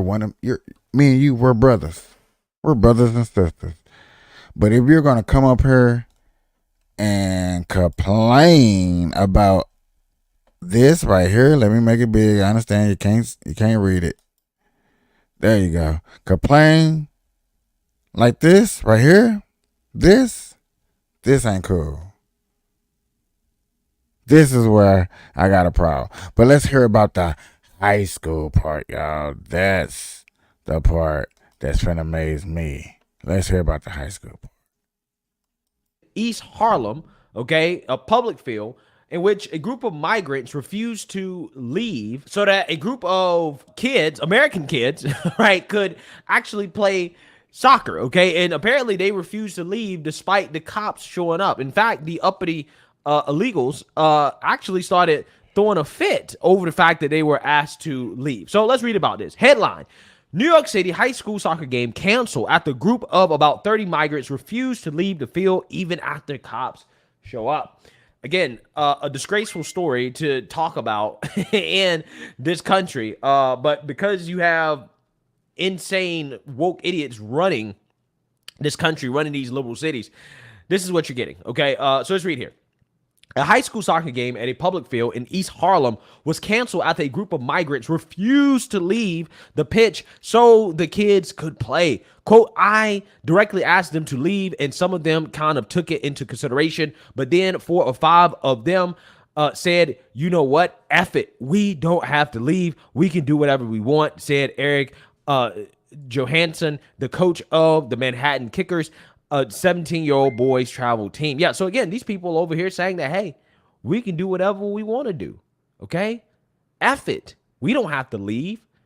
We don't even pay taxes, right? We don't even pay taxes, so we can do whatever we want. Again, the entitlement is crazy. About 40 boys from both teams showed up on Sunday, April 14th at Thomas Jefferson Park for the 5 p.m. match. The Kickers were set to face off against FA Euro New York. But the group of about 30 men who appeared to be African migrants and spoke a little English wouldn't leave even when the cops showed up. So again, they don't really know English, but they can say, F it, we don't want to leave, right? They can say that, but they can't, speak any other English. Again, fascinating, interesting. To resolve the conflict, the cops asked to see a copy of the club's team city permit. Well, why the hell should the club team have to show a city permit? I don't understand, right? This conflict should have automatically been resolved by the cops by saying, no. These people pay taxes. Regardless of whether or not they got a permit, they have more of a right to be here and to play than the African illegal immigrants, at the very least, because they pay taxes, if nothing else. If nothing else. Again, see, this is why I am not always back to blue. People think that I'm always pro-police. No, I'm not always pro-police. If the police do something wrong, if I disagree with it, then I'm going to stand against the police and say they were wrong, right? But if a criminal does something wrong, like, for example, drinks and drive, it's obviously drunk driving, okay? I'm not going to attack the cop because the cop said some things that may have been inconsistent. No, I'm going to actually attack the criminal, okay? I'm going to stand with the cops when they're right when they're going after criminals. However, when cops are wrong, I'm going to stand against the cops. Again, this is a very simple concept, okay? And in this case right here, I think that the cops showing up and asking for the club's city permit, that makes them wrong, okay? That is the wrong thing to do. They should have automatically kicked off the illegals because... Anybody agree, disagree? What's up? What's going on, y'all? What's going on? I mean, are we allowed to... Look, are we allowed to play on our own playgrounds? Are we allowed to play in our own parks? I bet you... No, I'm not going to go there. I was going to say, I bet you allowed to golf in our own golf clubs, but that's crazy.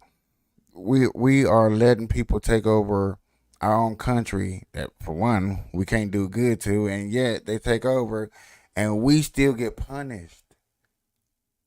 We trying to spread this word to people to let them know that we are being punished for something that's not our fault, that's not fair to us. Like, what are we gonna do? But yet again, I bet you if I had Africans in here, they're probably gonna say, hey, they're my people. Well, our people just said, hey, they don't like our food. They don't like how we're housing them. They don't like the hygienes and the stuff that we're giving them. But yet again, they don't want to leave. Little fishy, a little funny about it. It's not adding up. We shutting down schools for migrants. We're giving up hotels. Like we're doing a lot. But yet again, black people want reparations, and I'm to the point to where I want to tell people, like, yeah, I think black people, you know what? Hell, you know what? If illegal immigrants from all over the world keep asking and complaining, black people in America should ask for reparations. I'm sorry. Look, let me apologize to all my black people when I used to argue, y'all sound dumb asking for reparations. I apologize. Okay? I apologize. I am sorry. I believe now if illegal immigrants can keep asking for money, then hell, black people can ask for y'all can ask for reparations. Hell, y'all shit. Go right ahead. But don't ask for nothing dumb. Just ask for a lot. Cause immigrants are getting a lot. Fuck it. I'm sorry. How you doing, Miss April? How you doing? I'm good. Since you pesterized me to come up in here. Dang, my can I shit real fast?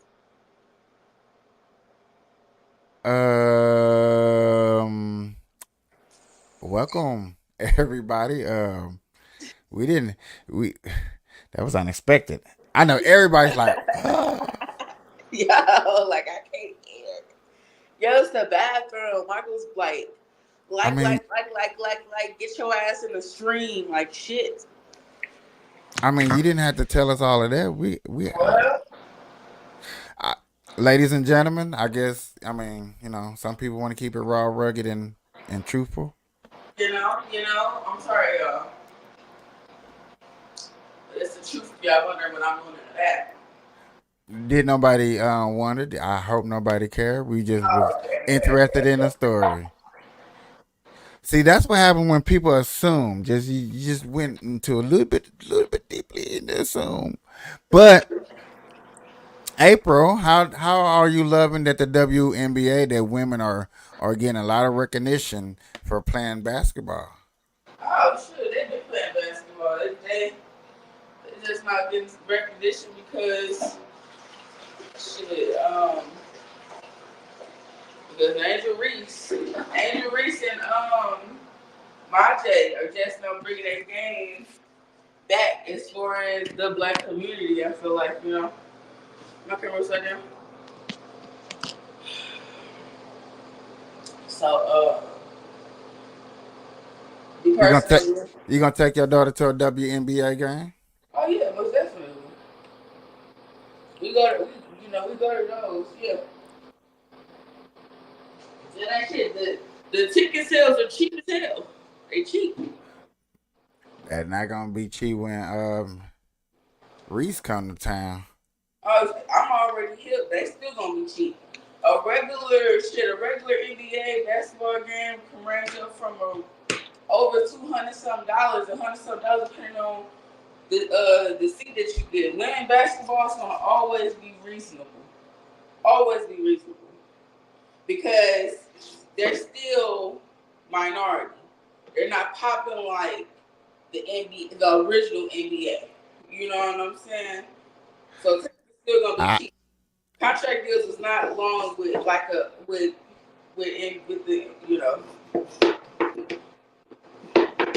But we just talking about seats, and I believe when Angel Reese and Caitlin Clark comes to town, them tickets gonna be expensive than a mug.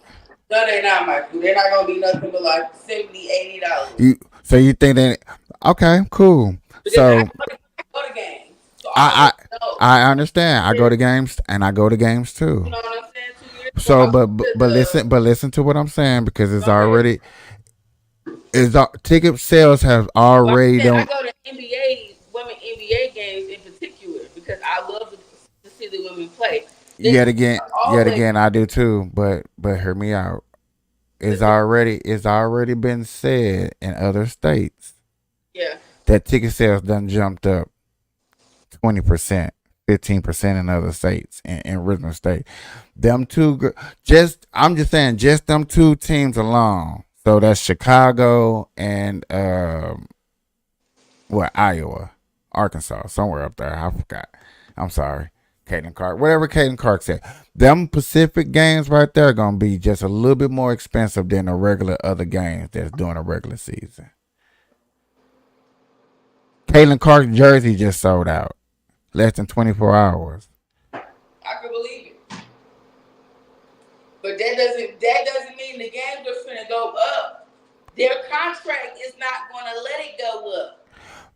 Ticket sales? They don't have nothing to do with they don't have nothing to do with ticket sales. Because their contract still ain't shit but what? 300,000? 200,000? It's not $1 million contract. It's not a $500,000 contract. They don't even make $1 million. They don't even make $1 million as a company. That's what I'm saying. But yet again, if I have something if I know she's gonna sell out seats, so if I knew you, April, was coming to my town and you sold out arenas, I'm gonna boost my ticket sales up just to get a little bit more money because you automatically gonna sell us out. Period. Your name alone is gonna sell it out. I don't care what my ticket sales are. Trying to tell you, they can boost it up all they want. They can boost it up, but it's not going to be that much that they boost it up. It's not going to never be like the women NBA. They're still going to be reasonable within them boosting up the tickets. Probably. You know, you already know the cheapest that an NBA basketball game can even get. It could get up to $5, depending on what team that you're seeing. I bet you there ain't gonna be a $5 ticket when Caitlin Clark play. What, $100? It's still gonna be reasonable.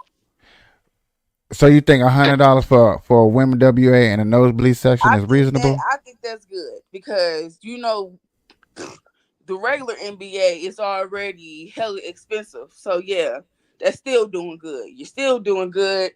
They still seeing a good turnover rate because yes, they're bringing in more people. So yeah, it's more money, but it's all on. And then to be honest, it's all determined on what Angel Reese do this year, as far as playing basketball next year, whatever the fuck.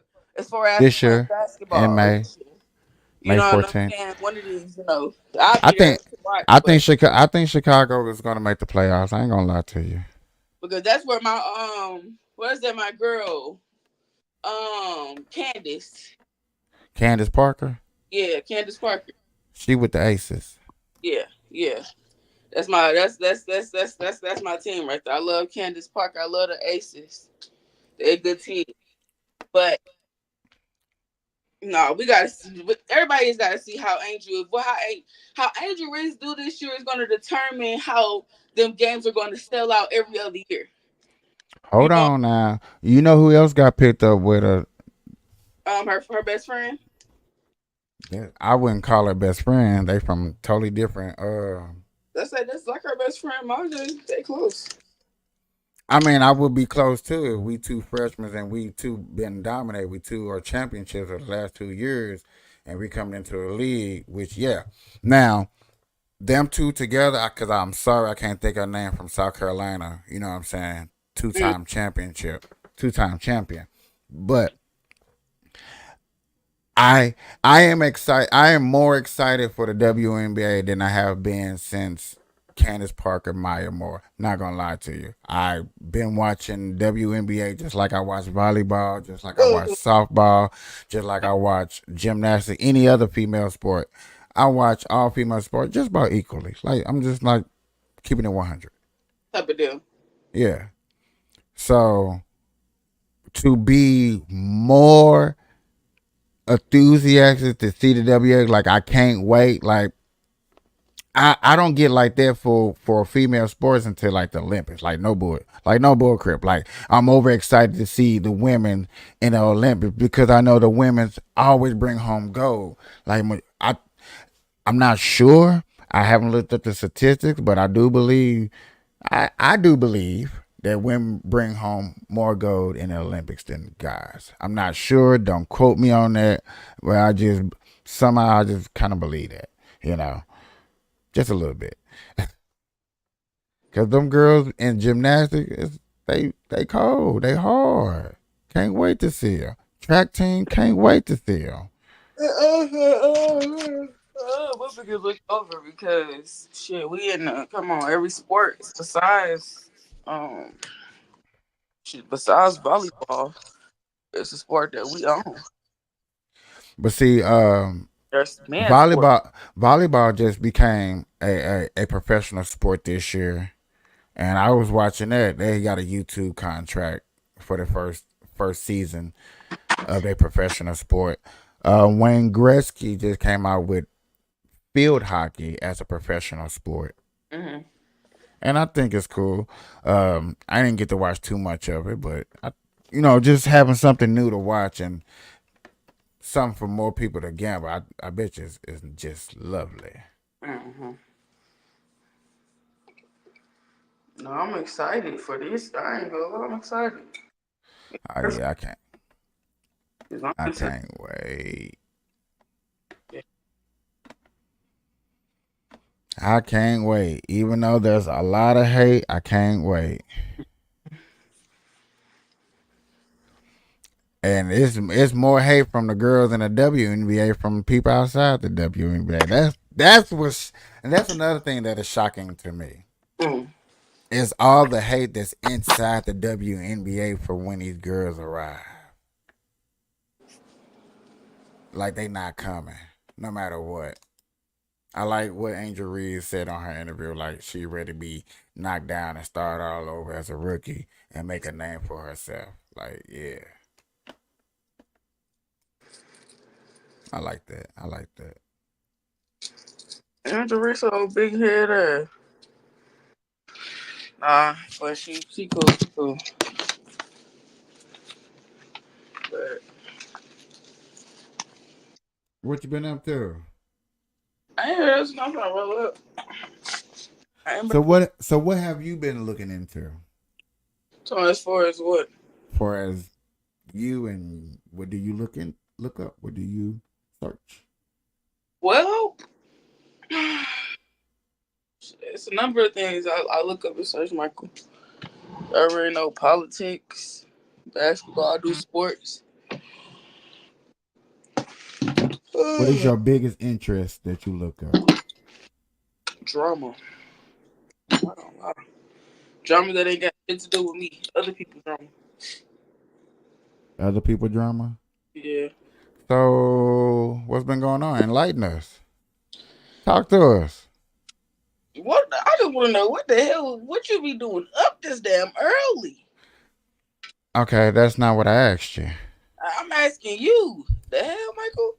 And I texted you a couple of weeks ago trying to see that you were live in the morning time. Yeah, that wasn't happening. Why not? Because I was asleep. So yet again, what do you look up? Yet again, what is your biggest interest that you look up that caught your eye that you like? Okay, man, what's going on? What's deep? Here we go. I don't know. I'm just asking. What come And on? I got a good 14 people in my life, so I'm just trying to keep them entertained as long as I can. This man Michael trying to let me talk. Okay, let's see. Who having baby daddy drama? What's going on in my life? That's what's going on in my life right now. I got to send my daughter down there to. I don't know if people co-parent from a distance, from like 2 different cities or states or something like that. I don't know if I'm the only one out here that's co-parent 2 different states. But when I say, I don't know, niggas ain't shit. I asked my father for $30 a couple weeks ago, and this bitch act like he could stand. You know what I'm saying? I don't ask for anything, Michael. Like I don't ask for shit. So don't say you don't ask for nothing, you don't ask for stuff, but then you just say you ask for somebody for $30. Ask for anything. Did I even ask for a funky ass $30? Like what? I don't. I didn't ask for anything with prior to me asking for that $30. And it's been 6 years. You know what I'm saying? It's like, damn, pussy bitch, you can't do $30. You know what I'm saying? So, but I don't know, like something. I don't know. I gotta take her this summer or whatever the case may be. But damn, I gotta come for everything. You know the fuck. Okay. But that's the shit that's pissing me off. So like, damn, I love my daughter, and I'm gonna make sure I do anything to see her happy. But the concept of him like just being able to live his life like nothing going on, and I gotta, you know what I'm saying? I gotta make everything look all good because I'm coming out of pocket. Like, no, bro, that shit not right at all. So that's a little bit of what's going on in my life. That, you know what I'm saying?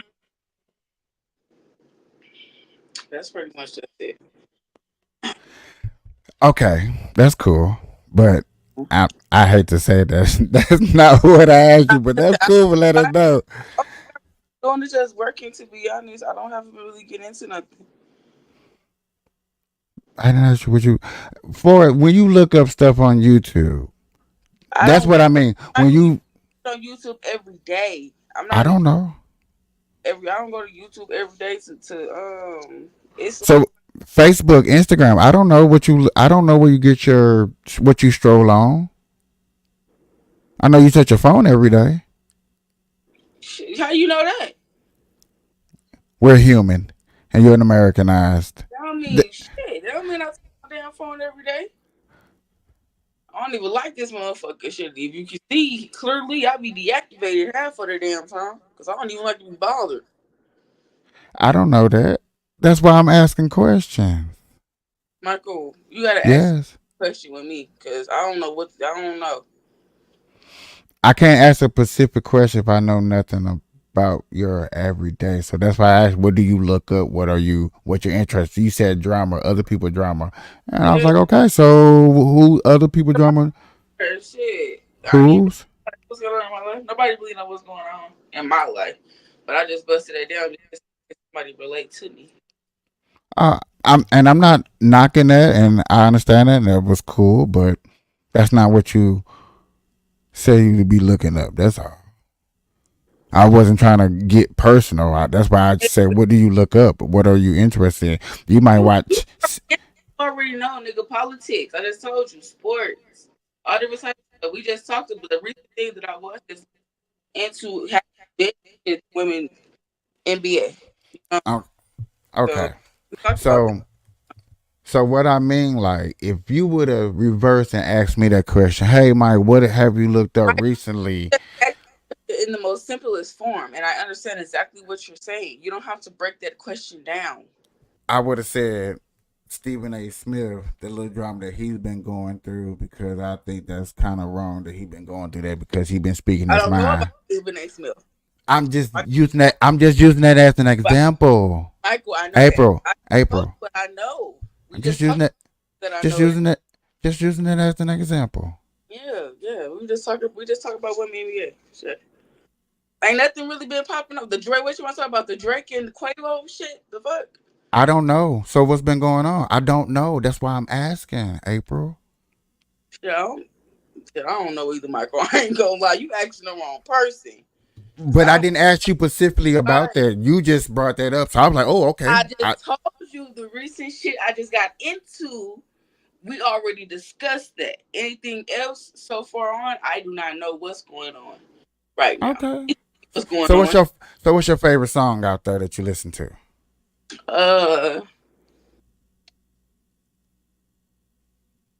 What's right now? Right now I'm into Burna Boy.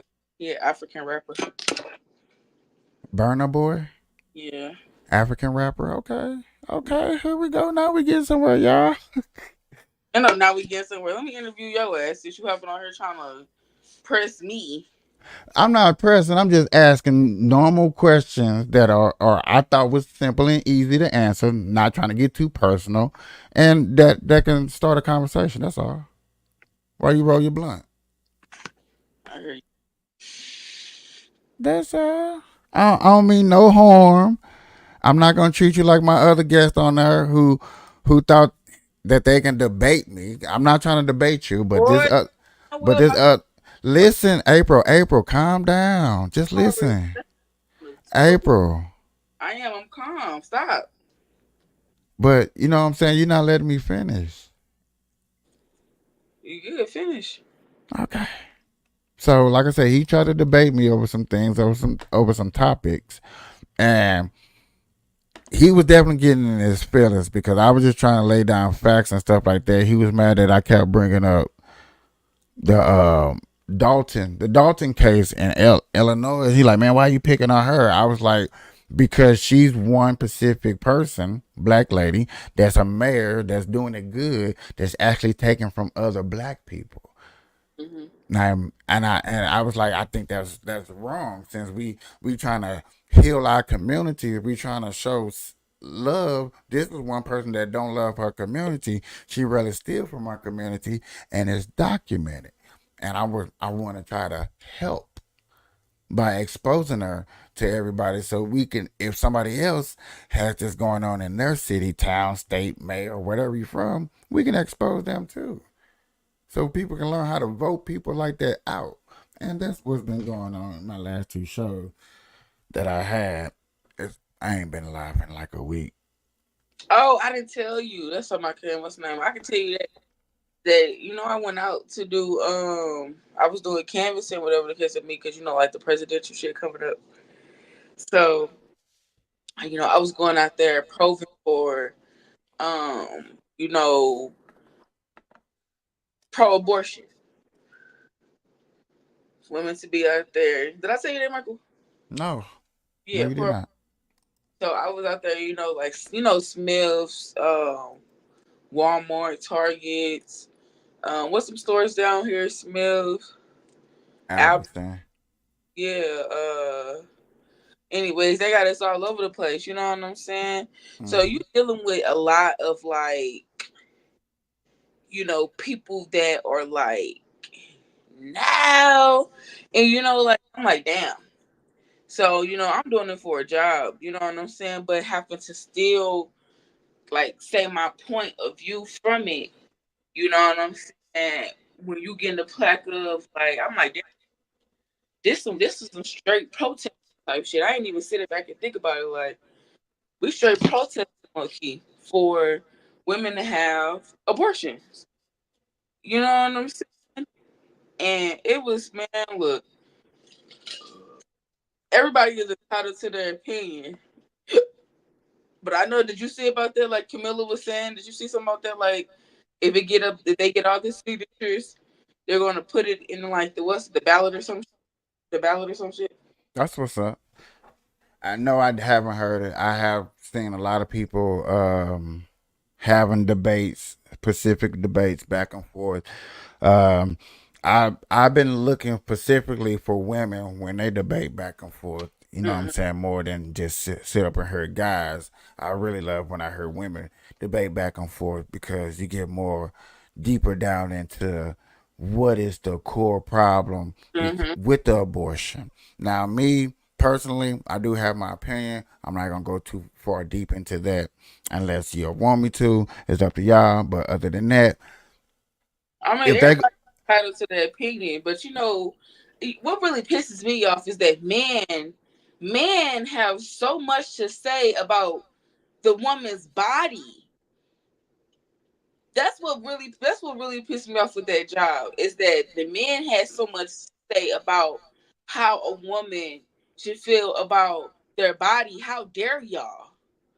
You know what I'm saying? How dare you even have an opinion when you can be the raper, you can be the pedophile, you can be the sex offender. It can be you. and I And sit up there and they lust after these younger women uh-huh.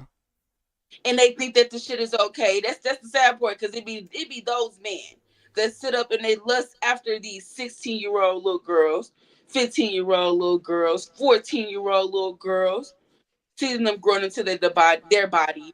Uh-huh. That's what really threw me was that man had so much to say that women should. You don't know what the fuck a woman have to go through. You got dick and balls. Okay. You don't come on your period. You're not feeling emotions. Most men don't even give a fuck about what they're gonna do within that day because they already know what it's gonna be because they already set on what they're gonna do, type of thing. Women it's like way different. You know what I'm saying? We can wake up with emotions, mood swings. Hell, when we reach a certain age, we're going through menopause. You know what I'm saying? Body going into a whole different change to where you can't even have kids no more. So it's already what's the name of, but damn, how dare you? When half of these niggas lay down with these motherfucking females, it don't even want no babies with them. Don't even see no future. Don't see them building with nobody and still decide to make that move. And this woman is stuck in a situation to where she has to raise a child by herself, not only be a single mother of 4 because she keep bumping into these not shit ass men that Okay, keep can I ask one question? answer a question, man. So, women's right to do what they want with their body. If that's the case, so man shouldn't have to pay child support then, right? I Ain't that feel kind of like ain't that kind of fair? no. If she goes Huh? abortion, yeah. Yeah. If it's no kid there, no child support. But at the same time, if you're promising We're not promised, man. People don't promise nothing. yes I, they do. I feel like if it's Some men women's right. Hold on. Let me. Can I just talk? 'Cause I'll let you talk for a whole 3 minutes. no, Let me get a little 2 cents. we'll talk your shit then, my nigga. But if y'all gonna really explain to us that it's y'all body, y'all can Yes. do whatever y'all want to do You're with gonna it. do can. Why do we gotta pay for the consequences that come out y'all body? Because y'all are the ones that are giving us the baby. We don't get ourselves pregnant. That's why you gotta pay for the consequences. But And if y'all know, go but ahead. it's y'all that opened up y'all legs to the guy, right? Okay, it Uh, get okay. Now let's go. We're gonna get this. This get now that gets different. How's that Let me different? tell you how is that different? That's no For me, different if I'm you opened up your I'm legs. You single, know right? what you was doing. You I'm wanted single, right? sex. Listen, I'm single, right? Okay. Let's go ahead and put this in play. I deal with a lot of niggas. Let's go say that. Okay. So Okay. me, I move. I don't say I move differently. I don't fuck without emotions. You know, certain people, certain females, you know what I'm saying? They don't know what they're getting themselves into. They're just going in head straight. Concept. I haven't been pregnant since I've had my child. Okay. We talking in general, not just specifically you, please. Listen.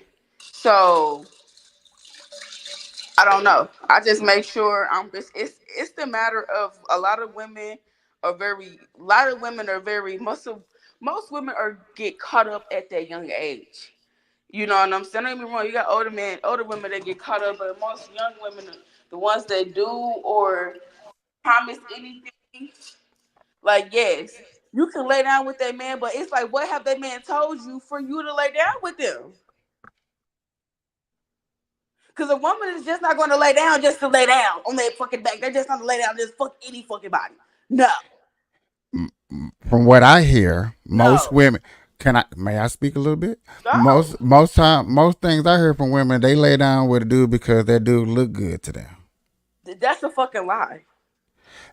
That's just what I hear. Oh, you got ugly ass babies out here. Not to talk about nobody. Every baby is precious in their own way, but I'm not getting that. I didn't say none of that. I just said most women have sexual contact with a dude because the dude looks good to them. That's a lie. I'm not having sex with no. If that was the case, I would have had sex with you. Okay. Touche. Like what? That doesn't mean a damn thing. I don't have sex just because a motherfucker look good. Hold on, we lost signal with you. There you are. My Go bad. ahead. This group chat kept on fucking texting my damn phone. Okay. But I don't have sex. I don't have sex just because a motherfucker look good. But we're not saying you, April. I'm giving you an example because I'm a woman, though. Understandable. So do you think? So why do majority of women have sex with men? Why do you think? Not 9 times out of 10 because they like that man. They're attracted to that man. So I just said that. Not look wise, but mentally wise. I mean, if I like somebody, I'm not attracted to them look wise. I'm attracted to them to see where their mind is at. Where are you going in life? That's what turned me on. What's your goals? What's your aspirations? That's a turn on for me. I don't see how looks pussy wet. Cause that ain't enough. Cause that nigga can have some good looks, but still be a bum. Okay. All right. Okay. Cool. That's no. My turn on is intellectual. It's not about your looks. turn on intellectual, but yet again, that's not what I. Every woman turn on is not not every woman turn on is all based off looks. No, some women like how a man think. Some men and I'm not knocking those women. I'm not knocking those women. So yet again, if it's your body, you turn on for intellectual, you got pregnant, you decided to either have an abortion or keep the baby. You decided to keep the baby. I ain't never had an abortion. We're not talking about you, April. We're talking in general for women. God, this is why. No, because Michael be having me fucked up. No, I swear to God. No. See, this is why I be want to have you on here with another female. Real talk, because you take things so extra personal, and I don't be want to get that personal with you. Yes, because I'm talking about in general. Do you think women that, yet again, they have that decision to have a baby or have an abortion, they decide to have the baby, why do the man don't get to decide if they want to have child support or not? That's all. Michael, I still don't get that question. Y'all get all these choices in y'all lives, but men don't get the choice if they have abortion. Men don't get to have a chance to have child support. And legs, the fuck? Huh? Have a choice. Yeah. Men be, I don't get it. Because you know what type of, even men, you know their fault. Because you know what type of that you laying down with. Like, I don't know. How does that Wait. See, you're telling on the women. You're telling on yourself. Women know what type of man they lay down with. No, yes, men, hold on. Because most men want thugs. They want that roughneck man. You know, it's in all the songs. It's in all the rap songs. And we're going to talk about the niggas. Now we're going to talk in general. See, I was talking in general, but you're going to talk about the niggas. It's in the rap song. They want that thug. They want that man with that yacht. They want that man that's going to knock down that op. They want that man that drug dealer. They want that man that's on top. Hey. It's the video out right now that this dude is going around asking women, would you rather have a rich man that's going to leave you and be on child support, or do you want a broke man that's going to be with you for the rest of your life and help you support and raise that kid? You know, majority of them women said they want that rich dude that's going to lead them. They'll take the bag. Now, I'm just asking you, what are your opinions on stuff like that? My opinions on that. Me personally, See, don't get personally. What is your opinion if on a stuff girl like that? want to have a baby instead, and that man does not have that say so in that,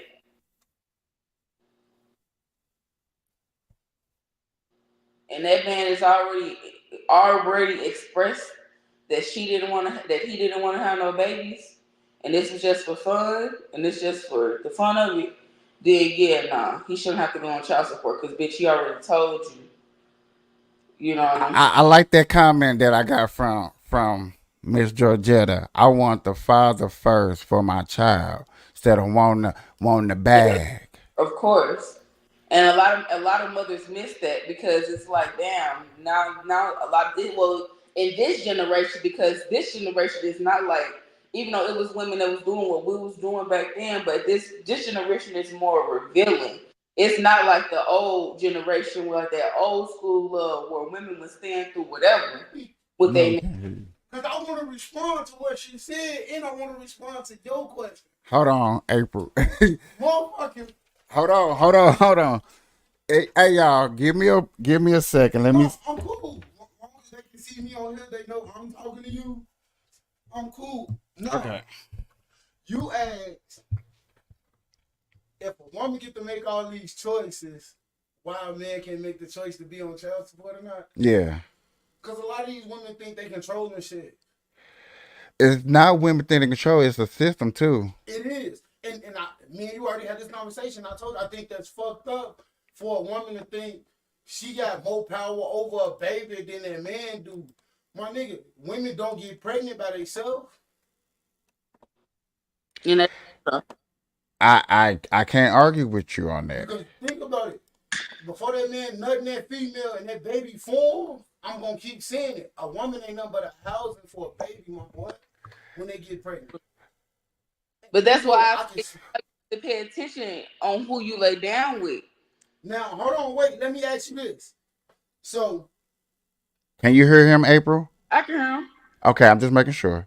Okay, so now let me ask you this. Yeah. What do you think about women that makes it hard for men to be in their baby life, but then when that man say, fuck it, I'm done trying, why is he always the bad person?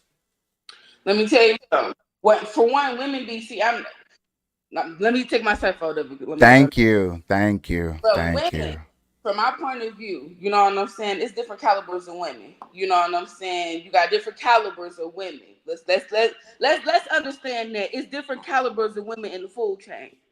You got the women that doesn't mind being on low income, Section 8, state assistance, been on that shit for years, still producing kids, not going no goals, no, you know what I'm saying? Those right there have been through the most. The ones that's at the bottom of that food chain didn't have no guidance from their mama, didn't have no guidance from their daddy, didn't nobody got them. You know what I'm saying? They make it harder for the next man because of what they've been through. And you're going to get that different result from a woman that had a 2-parent household, a woman that was raised by her mom and her dad. Don't even got them ones that still come out and still do the right thing. I'm going to tell you something. Because I know this young lady, she was raised with both her parents and her baby daddy still love, but she still treat this man like he ain't shit. Like he ain't shit. But is that her biological dad? Yes. Well, that just can be hers within what her parents put her through. That's upbringing. So from like like your love stems from how much love that you receive as from a kid that stems on to your kid. Okay, so now let me ask you this. I understand that. So what about the people that didn't grow up with their parents but still got their love?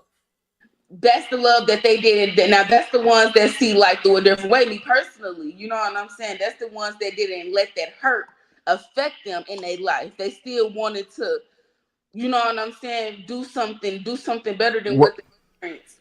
You know what I'm the difference is the rebellions against your parents. The how deep is your rebellion against your parents is how far you're gonna act out when you become an adult. Okay, Angel, I got a question for you, and I really want your honest opinion. Please don't take it personal. Trust me, he get on my ass when I do that too. But do you think a woman got more rights over a child than a man? Oh yeah, most definitely. And why is that? Wait. Why is that? Man, let me tell you something. If you're not there from the beginning that that baby is born, your rights is already taken away from you. Okay, so hold on, wait. So what about the fathers that actually trying to be there, but the mother on bullshit because she in her fifi? It's sad to say, y'all gotta fight. That's when you gotta take her to court, and you gotta fight your rights. So now, okay, let's explain to me real quick. Let's before we go a little bit too further past this. Why do you figure because of the simple fact of the beginning? Because if y'all both there in the beginning at the same time, what still makes you have more rights over that child than a man? You know, Michael, you know who said we got more rights? The white people.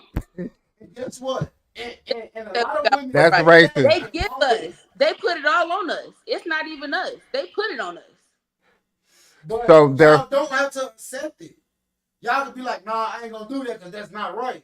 Like, but if you really think about it, I look at it like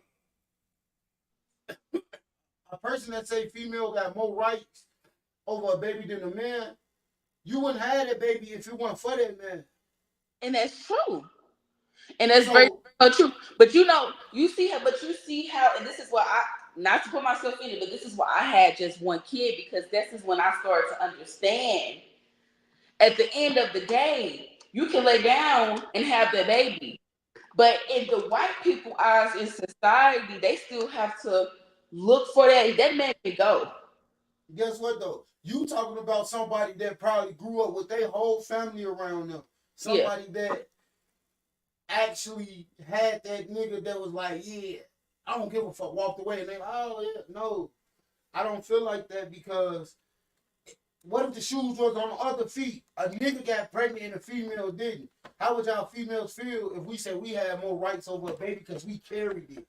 We will have to, but I think that we don't choose to have. Let me tell you something.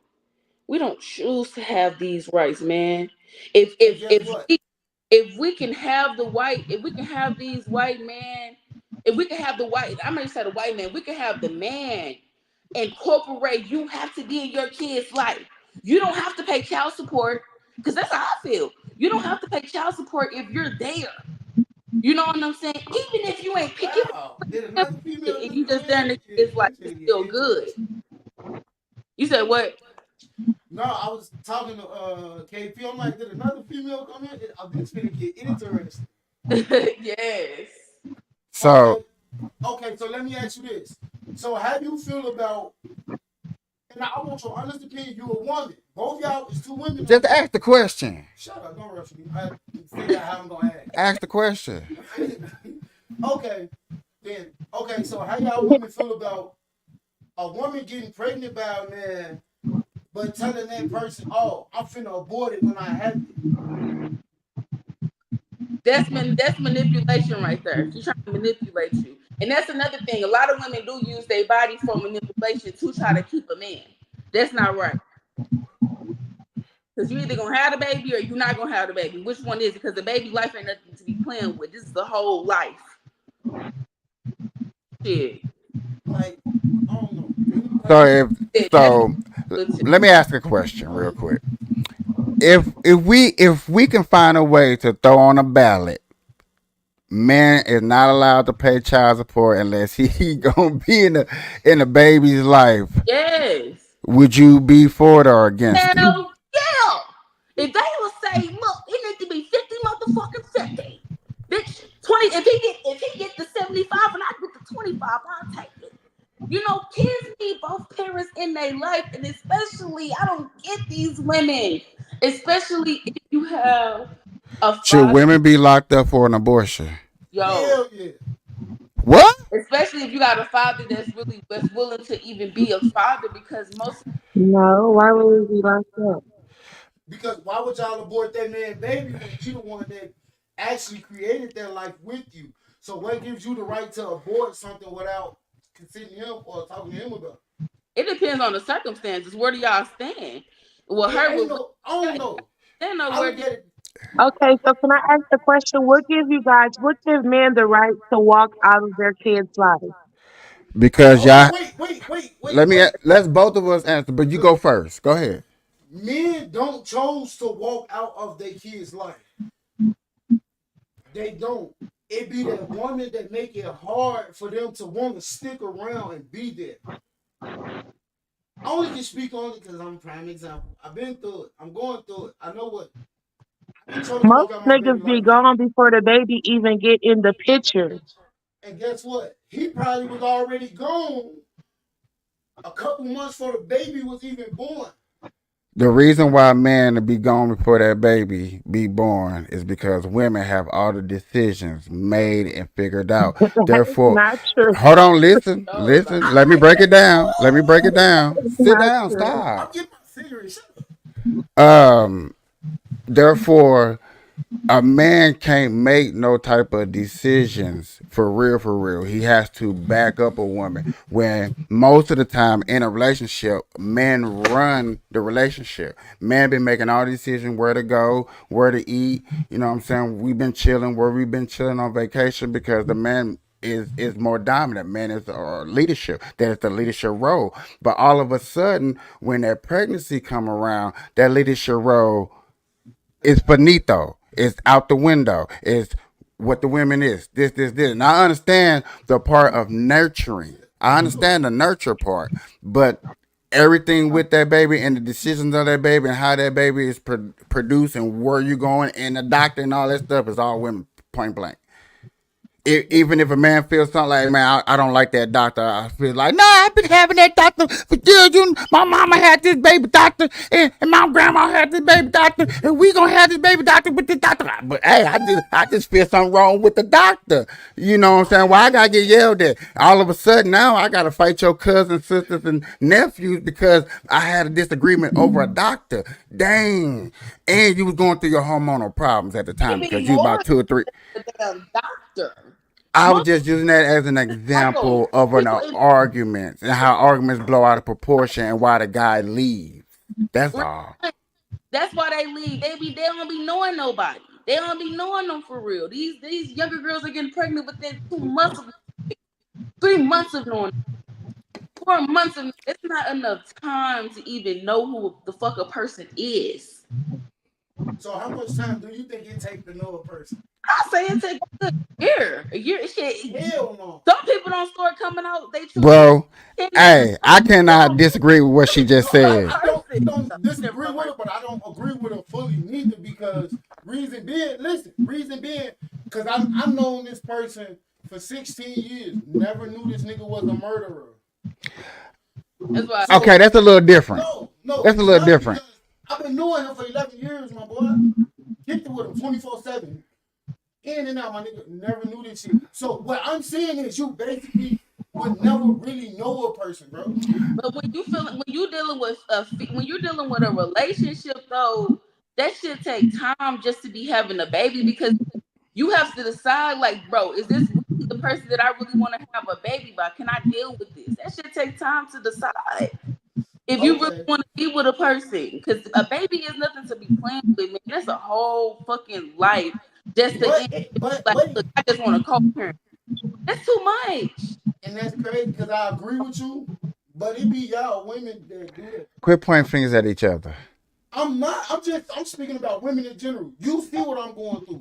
But that's the women you chose to deal with. Just like it's the man that she chose to deal with. Just like it's the women I chose to deal with. We all got to understand that point. That's why I try to ask my questions not to where it's like y'all, but it's a problem outside of us. Understand that we have a part to deal with the problem, or a piece of the hurt, a piece of the guilt, a piece of whatever you want to call it. But yet again, my main question is, why is it generally the highway with y'all is either abortion or have the baby, but with the man is either I leave and I gotta pay child support. Yeah. She said, "Yeah, it's okay." Hey, look. That kind of strong though. Go ahead. Let me tell you something. This is me. All I'm just right. this at that, and I know it's like I don't have nothing to do with nothing. But if I just if me and my friend or I have been dealing with a dude I've been having sex before about 3 years. If I up and I get pregnant, I'm not keeping the baby. Why am I not keeping the baby? Because I already know that this man is not gonna be with me. It's been 3 fucking years. He could have been made a move to even make even be a family. Like, come on now. It makes I'm out. Now, yet again, that quotes like that. Now, not to be. Hold on, listen. Because this is gonna be a little bit not towards you, but quotes like that is the reason why us men figure out that if women speak like that and they have abortion, they need to be locked the fuck up. No, they're not. Okay, now hold on, wait. Hold on. I'm sorry to cut you off. I'm sorry. But is you or is you not killing a baby? Is you not a killer, or is you not being a killer? You not being a killer? I ain't never killed a baby a day in my life. We're not talking about. Okay, so what is the difference between killing a baby and y'all not taking care of the baby? Period. Okay. Because there are 17% of women out here, there are 19% of men out here that cannot have babies. Well, man is bigger, but in family wise, it's 19% of family that cannot have babies that you can get that child up for adoption, that can lower that gap. For as you being a murderer and killing a baby and getting away with it, and talking about I can do it again if this dick ain't good and he gets me pregnant. You shouldn't even be using unprotected sex. Okay, so Michael, let me ask you a question. Yes. Okay, so if you was to meet a woman, are you gonna wrap up or you gonna go raw? That's what I want to know. Cause y'all funky as hell for just going. Yes. Me personally, I'm gonna be honest with you. I'm gonna be so 100. Personally, I'm gonna go raw because I want another child. Okay, so you're putting yourself in that situation. You're putting yourself in that situation. So you're sitting here talking about child support. Are you thinking about child support when you go into that woman raw? No, because I'm thinking about keeping that child and raising that child. I'm thinking about nurturing that child and being a selective governor, mayor, or whatever he want to grow himself into. I'm not thinking about leaving. I'm not thinking about the white man coming in and putting me on child support, and I got to pay $50 a month just so this girl can go get her nails done, her hair done, her eyelashes done, because she claims it's too hard for her to do it. Well, He won't leave you. huh? He's not in it all the way. Can you ask that one more again? I'm sorry. Well, after you get her pregnant, how do you know she won't leave you? How do you know in it all the way? I mean, that's the risk I have to take too. You know what I'm saying? It's a risk, but if I'm finna have sex like that, and we're asking me personally, so I'm just answering a personal question. I want a baby. Okay, all right. I'm trying to raise that little nigga to not be a nigga. All right, so I got a question. Now, a lot of women that don't want kids, why do they still lay down and have unprotected sex knowing it's a chance? I can't hear him. Yeah. Come on over, you going. I said women that don't want kids, why do they think it's okay to have unprotected sex? Because honestly, when I was always told when you have unprotected sex, you know what you're getting yourself into. You know what it takes. So why put that man through that bullshit and both of y'all knew the consequences when y'all laid in that bed without a condom? Well, Exactly. And it's a lot of women out here that do that, but it's some women that don't do it. And then they get, like I said, before the baby even make it to to make it on earth, they're already gone to the next bitch. Okay, understandable. So yet again, the whole question is the fact that it's y'all body, y'all can do what y'all want to do with the body. Understandable. So why do we have to pay if y'all choose to keep it? Then y'all don't get no consequences if y'all choose to lose it. Well, if you would have kept your sperm to yourself, you wouldn't have to pay. Well, if you didn't like this dick, you would have got pregnant either. You If leave. you would have kept your legs closed, we wouldn't be in this situation.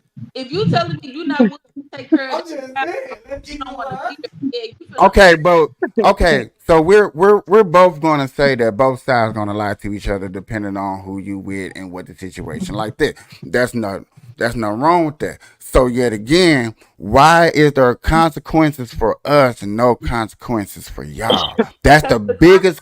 be on us for 18 years while y'all can roam the street and do whatever the fuck y'all want to do. Like, Well, Why don't y'all tell the kids that to their if a faces? woman get an abortion, a nigga don't have to pay child support. Boom. Huh? Easy. Some that y'all know. So I'm not dealing with a baby. You're not dealing with child support. It's that simple. We don't want to raise a baby. Cool. So I'm not it's okay for y'all to be killers just because we don't want to pay. It's okay for y'all to slang that little motherfucker around. So why don't you tell them little motherfucker he's a little motherfucker? So y'all be lying to kids when y'all be saying that y'all lie. Oh, I love you. That little ugly motherfucker. Get on my motherfucking nerves. That little motherfucker get on my nerves. I don't love you. I produce? Like what? Huh? Say it again. That man produce? Okay, let me ask you another question. Let me get off this subject real quick, just in case it get too deep. I got another question. So, because this has actually happened recently in the state of Washington, literally happened.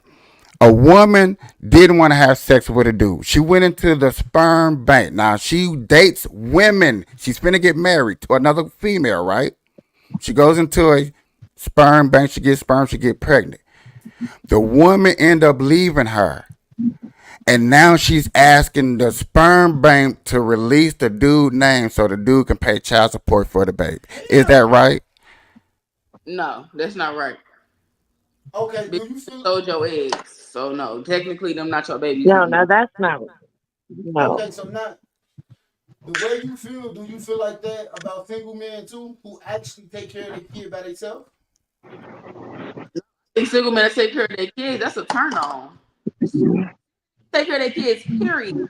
That is a turn on. Some nigga want to be in their kids' life. But having a woman that's on your side that's making sure that you're in your kid's life is also another plus, because it's not a lot of women that's like that. You got a lot of women that say, I'm that type of woman. I'm gonna make sure you gotta be in your kid's life in order to deal with me because I got a kid. See, honestly, I think that's messed up because a lot of women use that stuff. Like, oh, if you ain't gonna be with me, you can't see your baby. Hell no, you gonna have to see your baby. That's to me, that's not right because if I don't want to be with you, obviously you did something to make me not want to be with you, but that don't mean I don't want to be in my baby life. Of course. So why do y'all make it 3 times harder for us when we don't want to deal with y'all bullshit? You got a bitter baby mama. And it could be vice versa. It could be vice versa. You absolutely right. I apologize. I should have said both sides. Because I got 2 sons, and my son's dad live out here, and that I don't have that nigga on child support, but that nigga don't do shit. That's me. My baby daddy. I give y'all the women that don't put these niggas who deserve to be on child support, I give y'all utmost respect, boy. I already have it in my mind. I'm not getting shit anyway, so I'm not gonna get shit. You know what I'm saying? I'm trying to give your ass opportunity to get on your shit. You know, it's like shit, fuck it. It's no end. And then it's not like I don't even keep them away from him. Like, nigga, I want you to come get him. Like, I need a break too. Like, all right, let me change the subject a little. What's a lot of little? If what specific thing do y'all would like to ask the government that we all should be asking the government for help for? Like, we don't want y'all do too much, but what's the number one thing that y'all can think of that we should be asking the government to do for us? Holding men accountable, just like they hold women accountable and they put everything on us. I It feel like should be mandated. Like they shouldn't even accept child support. They should make them get their kids. Like for real. seriously.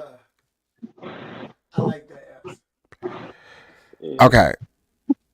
April, do me one more favor and repeat what you said. I'm sorry, because you was little stuttering in my ears. Can you repeat what you said? Yeah, they said just hold these men accountable. Exactly. So like dog hunter accountable. Like if they on the run, go hunt go hunt their ass down. Like they help that they give women. Yeah, because they got it easy still with the child support issue. Like a nigga won't work just because he gotta pay child support. It's true. But you know what? I feel like it's not fair though, because if a man is saying, look, I need help too. Can you help me get a job so I can do the things that I need to do? You know what I'm saying? We have work programs for us. We got food stamps. We got low income. We got child care. If he ain't got no job, he got food stamps too. Those are the types of things that we have that don't have access to, but they do want to do for their kids. You know, like it should.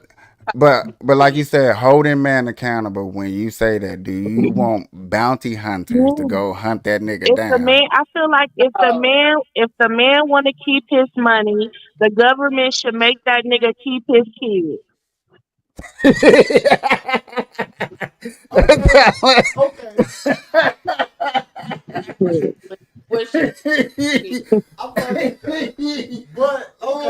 so do y'all think? I like that one. I can't even lie to you. So do y'all think single fathers should put mothers on child support? Yeah.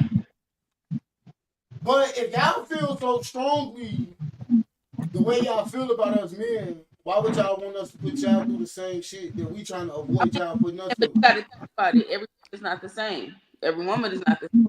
Absolutely right. They want to be in the kid's life. You know what I'm saying? For the ones that don't, you know, they need to be held. You got to be held accountable. I'm sorry you got a bitter baby mama and that she's still in love with you. I don't know what you did to her. Is there a better punishment? If you can name something besides child support, what is another punishment that's legible that you would give a man because he don't want to take care of his child? It shouldn't even have to be a punishment for a nigga that laid down with a woman and put his sperm inside of her and created a child. There shouldn't be a punishment. Nigga take care of his kids. I get it, but I'm just asking in general. I understandable there shouldn't be a punishment, but therefore there is a punishment, and man's eyes is called child support. Or you can't see your kid.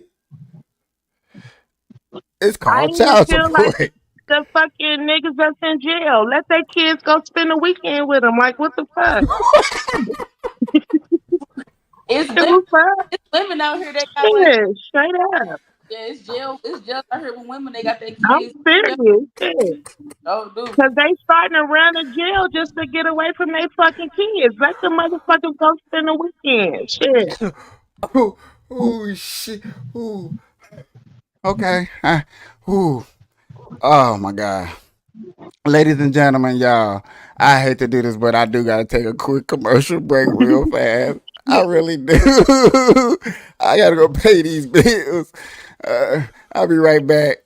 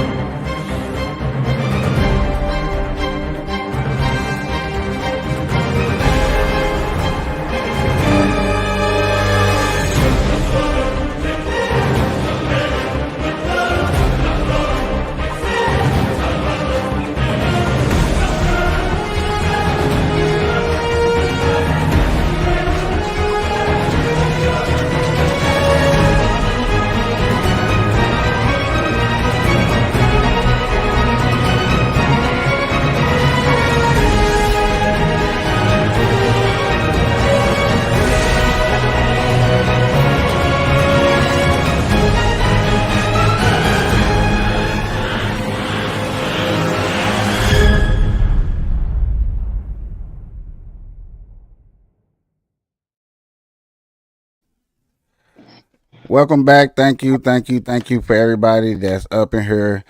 A special quick shout out to X, formerly known as Twitter, because y'all is popping and y'all ain't went nowhere. I don't know what y'all doing, but hey, y'all definitely make me want to keep this show live going. As long as y'all up in here, we're gonna keep it funky, gonna keep it going. All right, ladies. Is there anything that y'all would like to change the subject on, or maybe bring up, or maybe discuss that's on y'all mind? Yeah, cause we. Yeah, not really. Shit. Not really, Miss Georgetta. Shit. I don't know. Y'all don't know. Okay. So, all right. Go ahead. Do they think women should get equal opportunities when it comes to certain jobs as men? Close my door for my dog outside. Now can't hear me. That's why I had to come back in and in. I'll go out and leave and come back in. All right. I do got a question real quick, kind of whatever. Now that we had a black president as a Democrat, do y'all think we're gonna have a black president as a Republican?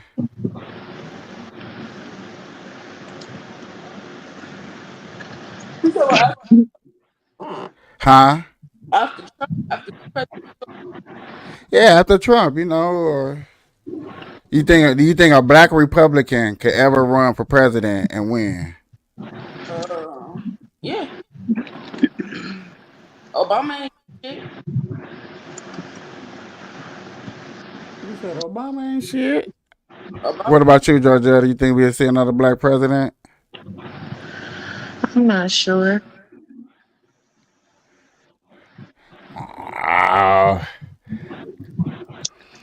All right, y'all. Let me go find a video for us to watch and put our 2 cents in. Put our 2 cents out. Ooh, here we go. I got one for us. I got a story for us, y'all.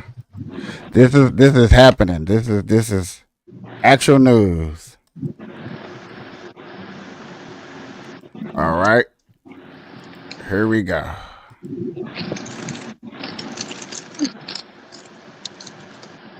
We're hearing from community activists supporting a grand jury's decision not to indict a 17-year-old who'd been charged with murdering a convenience store clerk in Wnba. The shooting happened back in January. The clerk shot and killed after getting in his car to chase after 2 shoplifters who'd stolen a bag of chips. Community activists say that the teens were defending themselves. But I said from the very beginning, when I turned these 2 young men in, that there was a lot more to this story that needed to come out. And that I was confident that once the truth came out, they would see that this case was self-defense. Both teenagers surrendered in the case, but only one faced charges. Today, this morning, Qualnall X had a message for young black teenagers. Brothers, go get some jobs, or make jobs for yourselves. Let's not make excuses for criminal behavior. Mario Young's mother says her son was in solitary confinement for 3 months and he needs counseling as he is suffering from depression. All right, guys, so we got to talk about a pretty wild story out of Houston that involves a young scholar who decided to walk in a store with his friend and to steal from the store. Now, the clerk in the store followed the kids around, aka he was profiling because he knew that these young kids, the teenagers, they look like some people who would steal stuff from a store, right? They look sketchy. So it's following them around. Lo and behold, they were stealing. They walk out, and the clerk decides to walk out of the store behind them and to eventually get in his car and to follow the teenagers as they are leaving with stolen merchandise. Eventually, as the store clerk pulls up on the teenagers, I'm assuming to question him about shoplifting and to get back the merchandise that he lost from his store, one of the teenagers opened fires on the clerk, killing the employee of the store. Now, the grand jury that was charged with indicting this individual chose not to, right? They declined to charge the individual, claiming that it is self-defense. Take a look. Murder charges gone after a grand jury no-billed the teen accused of killing a gas station clerk. Now, that clerk followed him after he stole a bag of chips, according to court documents. Fox 26's Abigail Dye joining us live with the update after speaking with the teen's defense attorneys. Abigail. At this point, this murder charge is no longer. The grand jury put a stop to this case, which means this teen has no criminal wrongdoing in the case at this point. Anything wrong with this story? Anything wrong with this story? Before I go, not funny. before I go through my rant. When you working at a convenience store, they tell you once them people walk out the stores with that item, don't go behind them. So he took it upon himself. Sure. So you know this must have been like an owner. This had to be an owner. This probably ain't no regular employee. This had to be an owner or, interest. But when is we gonna understand it? Like we gotta, I don't know. The stealing, is it gonna be the stealing or is it gonna be the killing? He shouldn't even went after them behind those chips. I could see if they took the money out the register, but nigga, a bag of chips. I don't know. No, I mean, your opinion is your opinion. You have the right. You shouldn't be chasing nobody over no bag and chips.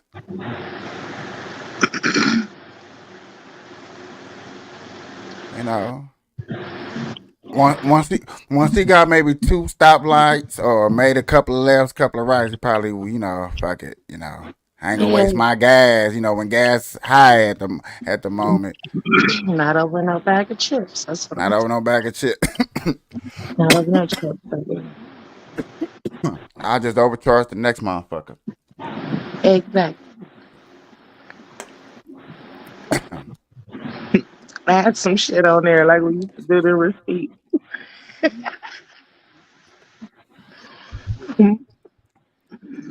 This is, I don't know, man. This is crazy, y'all. Let's get a little deeper and see what else we can hear. January 19th, 2 teens walk into a Sunoco in Humble. Police say security video shows them stealing a bag of chips and leaving the store. You see the station clerk follow the boys out. Court records say that clerk, 42-year-old Asif McNogia, got in his car and followed the teens. That's when investigators say 17-year-old Mario Young shot McNogia. 2 days later, Young was charged with murder and turned himself in. That's when he called Lot Brooks. It is just absolutely devastating. And I know my client is still very upset about what happened. Brooks says he believed Young's story that he shot that day in self-defense. When they left, there was no danger anymore. And then when he followed them around the corner and came and confronted them again, I think they were afraid of their lives. He says he put Young in front of a grand jury because he knew that they'd feel the same way. I let him go in to the grand jury by himself. I wanted him to be there with the grand jury and to be honest and tell them exactly what. You know how many people finna go and start stealing chips and shooting people now? Ah, man, it's finna be a golden corral at gas stations.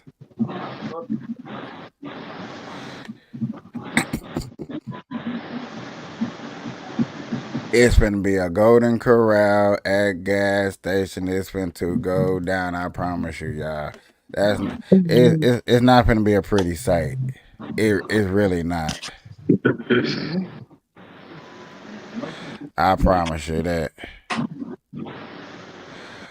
Well, ladies and gentlemen, boys and girls, where we at? 2:51. It's been a beautiful show. I appreciate my guests coming through. Miss April, Miss Georgetta, my boy Hardaway. I appreciate everybody coming through. Y'all got anything to say before we leave up out of here? Good night. Good night, everybody. Have a good one. Peace All out. right, y'all.